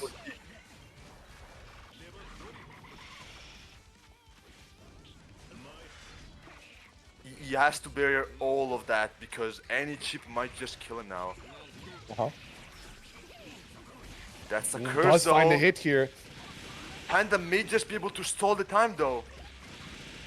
8 seconds on the is clock. He able to penny? Overdrive maybe? Last second overdrive? Virum. And, No overdrive yeah, from just- Ignis! Yeah, especially with that last Panda's situation, sneaking unfortunately, just block away ever with so the slightly. round like that. I'm pretty sure he could have killed if he popped overdrive at the right time, but Panda just is barely sneaking away with the round there. Yeah, but would you want to spend overdrive there, right? Like, you, I mean, the chances are you... gonna be, I mean, in that case, it was gonna be it was the difference between do I lose the round or win the round. So I would say yes, Right. actually. Maybe, but he was running out of curse is the issue. So he just kind of overdrives himself into just being Bear Arcune, who only does more curse damage. But man, you know, Yeah, all that still hasn't deterred Sir Panda. Look at this, working on another perfect yet again. And I think he gets it. Yeah. Like on this comeback swing, right? These 3 games that Panda has won, he has finished every round or every final round with a perfect. This man is geek. I'm telling He's locked you, in. Panda right now might just be on some demon time. 蓄積された情報は生きているようだな。 It's like 成長という if you're in tournament, これは進化に近いか。 like なるほど。 Panda in parentheses afraid, and Panda is in parentheses demon time is like is probably one of the biggest swings I see like ever in terms of player performance. And right now he seems like kind of determined. Panda's playing the mental warfare too, because he just adds him in the turdy chat with the eye emoji. You can't say that. He just Oh eye my god, emoji. that's actually so good. He's like, "Well, hey, yo, what's up? What happened? What are we doing?" But all right, this is it then. The final set of this evening. And I'm happy to report as well that all codes have been claimed. So a lot of firsts being achieved here in this bi-weekly bracket. We're finally at the very end. The final set between these two. No more safety nets. Ignis has to make every last bit count, right? Look, I can't lie, after you told me about that thing, like pinging him with the eye emoji, if I was Ignis right now, I'd be sweating buckets, I cannot lie.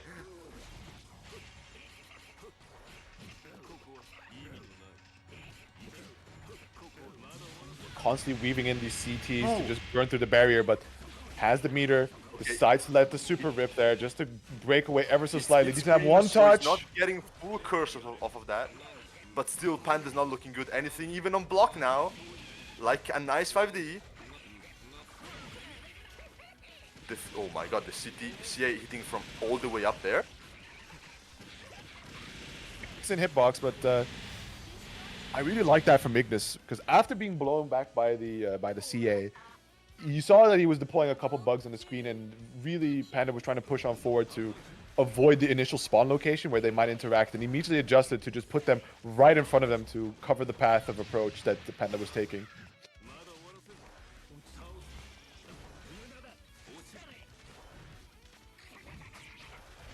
Oh, good check there, taking the wife off the table. Panda does play rather slow here, but has to be careful, especially with his back towards the corner. These risks he takes by dashing and jumping over can potentially allow for Ignis to really just lock him down. Quick, funny reset, but hey, the party keeps running. Oh my god. Barely manages to have the wife survive. And now we got a full regen in our hands. Looking really strong this round. And that should be a kill. Yeah. No drops. And another perfect. Rebel 3. Action. Just, it's so crazy how in control he is. Because, like, I don't know. I've tried to scratch my head as to how the winners finals played out, because Ignis felt a lot stronger in the interaction points.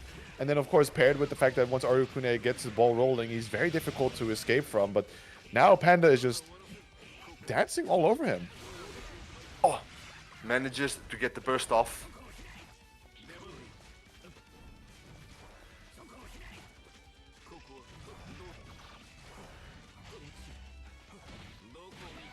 Gets One the more earth throw. That's full wife regen. Ignis does have, however, the super on point, and even mid-screen now will curse. However, maybe we can get... Oh no, manages to get out. Panda not doing the bios early enough. Ooh. What the? What? The think- 5B? Hello?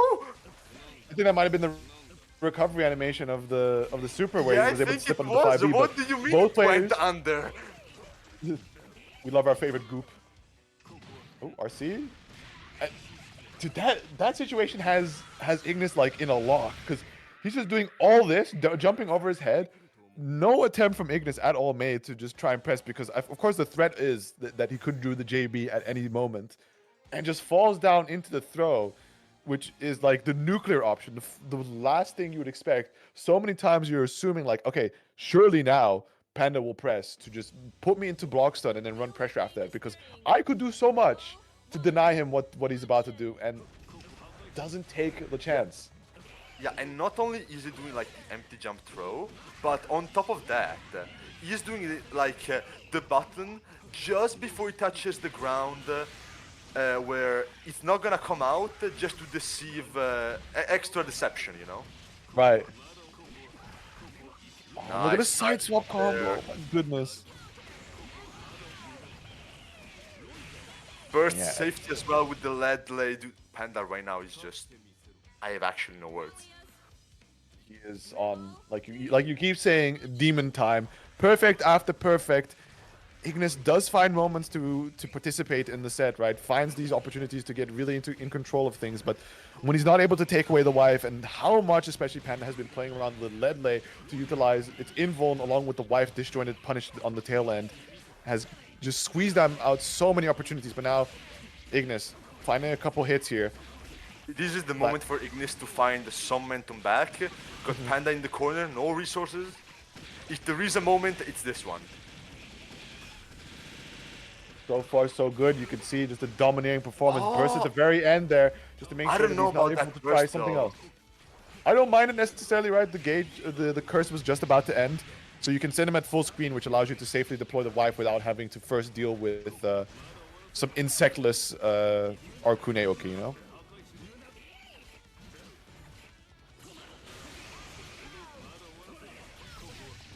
What a bait there. The Exceed Excel, clean whiff with the wife punish. However, the wife gauge running a little low, so not enough to just finish the job. Good block on the 6A, taking a turn back. Finds a low, finds another low. Ignis should be able to set up the full curse here. And that should be actually- for the round. Yeah, finishes food as well. No, one last mix.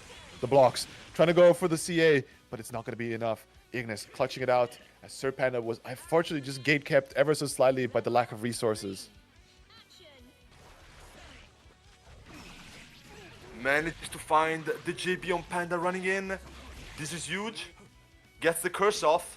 Does not get the full conversion though. Manages to find the 5A mash.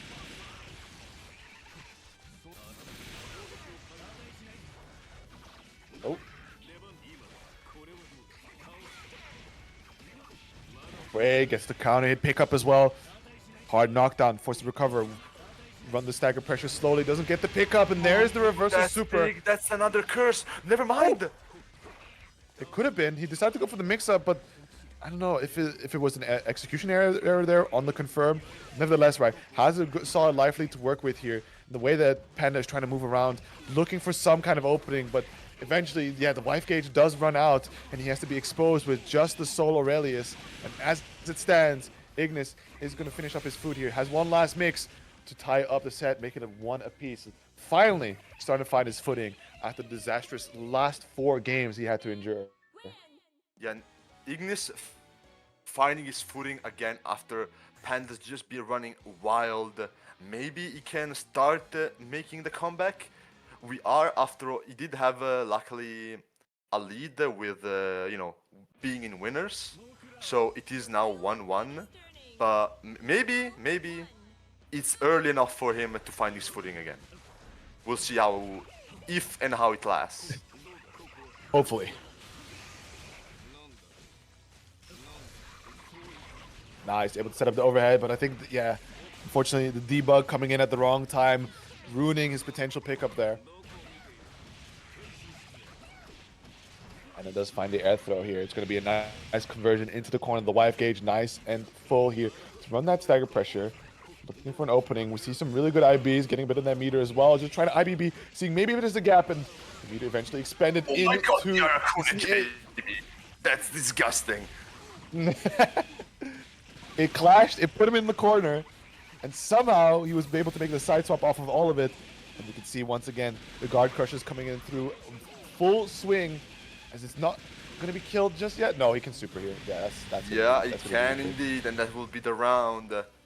Okay, Ignis seems to have solidly found his foothold again. So Panda quickly making his feelings known in the eternity chat as they hop into the next round. The tail end of the C command able to connect against Ignis there, bring him all the way into the corner with a good bit of damage. However, the gauge is starting to run out. This could be a decent opportunity for Ignis to decide to burst, but at the same time, with the round lead you have, the life deficit that you're experiencing, you may as well hang on to it.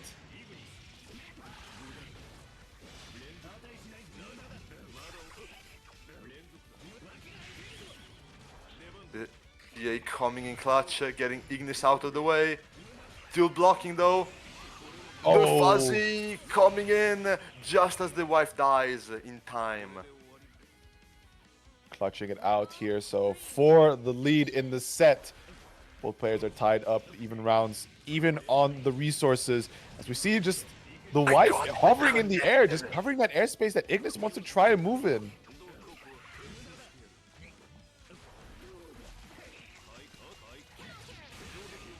Was that blast? There is no one. I know there was somebody already in the chat complaining about how to deal with the Arcune 2C, and it's definitely a very weird normal. Yeah, it's a weird normal, but like I was surprised. Like even with Panda being like it was still blast. Like that was surprising, but you know sometimes it just is what it is. It is what it is. Yeah. Purple throw, pretty decent plan. Dude, what is the hitbox on that thing? It keeps it's Hey, not supposed to be an anti-air, but it keeps trading with the Reddish JB. Finds a throw. Should be able to set up the excitement. And the way things are looking, there can be a chance that Ignis steals it right here, right now. But the defense looking pretty immaculate by Panda. Just trying to survive for the most part. He's able to survive a good chunk of the curse gauge, which means that he's not going to hold too much damage. The wife comes out, and it ends up hitting into Ignis. It's denied out of the burst for the time being, but Panda has to be careful. Looks for the air throw in the air. Uses that last bit of curse to just try and approach for free. The overhead connects. RC had no faith in it. JB finds him the tail end there. Panda uses what little wife gauge he has, pops the OD. Wants to try and regenerate and be able to just constantly swing out with the wife. Oh my god, barely hits the tail, but ends up flying the wrong way. Does find a super Panda, Panda, I beg you. Wait. Panda, what's the plan? Panda? Backing away. Panda. Oh my god, I fucking hate you!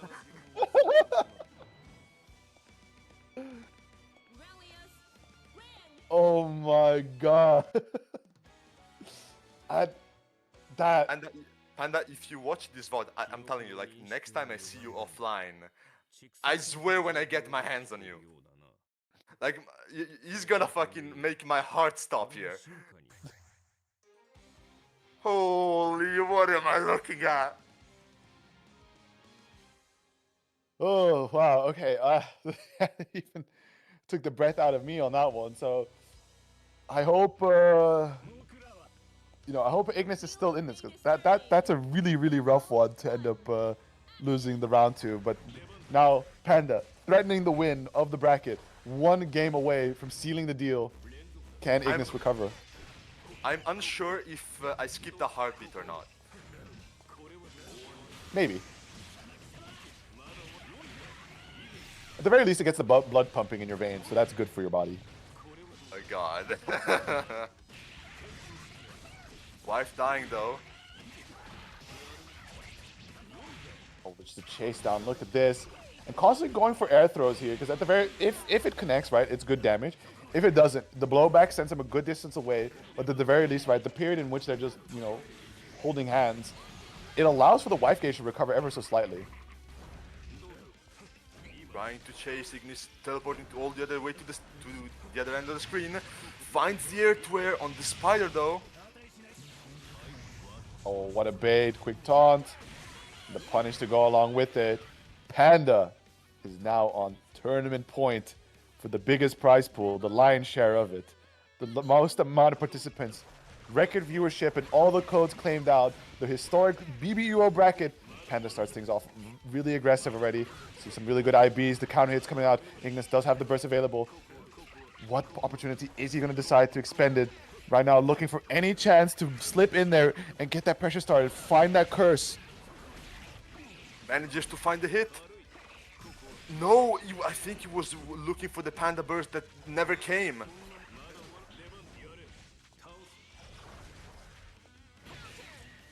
The Oh, 40 the sniper! up-B. He tries to side swap. Oh my. Air throw fine, but decides to try to bait out the burst. Big Popping the OG. manages to block it out. Oh my goodness. Has active flow, so should be able to get it back pretty quick, but no, only hovering around that 30%. Next to no wife gauge. This should be an opportunity that Ignis pushes on forward, but you can see how ready Sir Panda is to anti-air. That's a big hit. That's a big hit right there. Could be the round. Ooh, rare moment to actually find a CA through the Bugs pressure.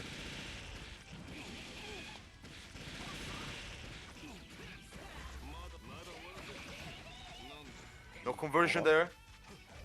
I'm holding my breath here. Ignis does clutch it out here, so has one more round ahead of him to be able to put himself into the final game situation. But both of them are with the burst available, so knowing this, it's going to be a very, very precarious situation to be able to overcome Panda here.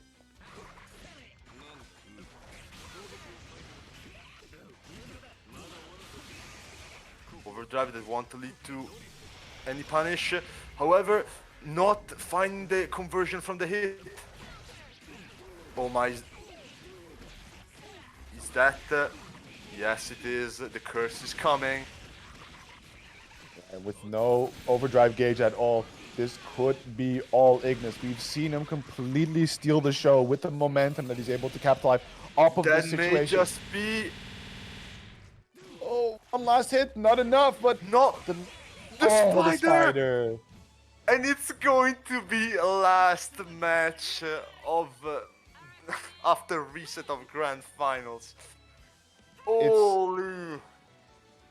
It's still good to see that despite the end of game 3, excuse me, that Ignis hasn't lost his touch, hasn't lost his edge just yet. Being able to bring it down to the final game. This is it. The end of the tournament is nigh. I will need to visit to pay a visit to some medical professional after this. Do a quick checkup on the heart, because man, I am holding my breath for all this. This is some really, really tight interactions going between these two. Manages to find the fuzzy into another reset. That should be... How long he's Gets running this knocked combo down. for, and catches him trying to roll on out. Sir Panda with the perfect, once again finding himself on set point. But Ignis is not without hope just yet, right? Still has that burst gauge available.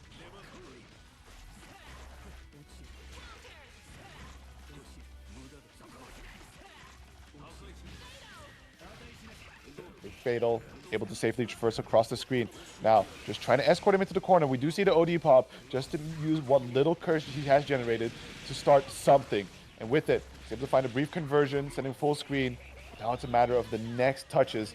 Again, the Fatal counter. Manages to jump out. Oh my goodness, the run on, but the wife The not barely. And the burst rate! Ignis, lock in, get this knockdown, run that mix, run the bug pressure, claim it all, take it home. The blue beat, he does not care. He is going to put it into the final round. Final game, final round. It's coming down to literally everything. The wire between these two. There's a good chance that we'll see the burst gauge come online for them, right? They're both sitting around that point where it could be active after a few interactions.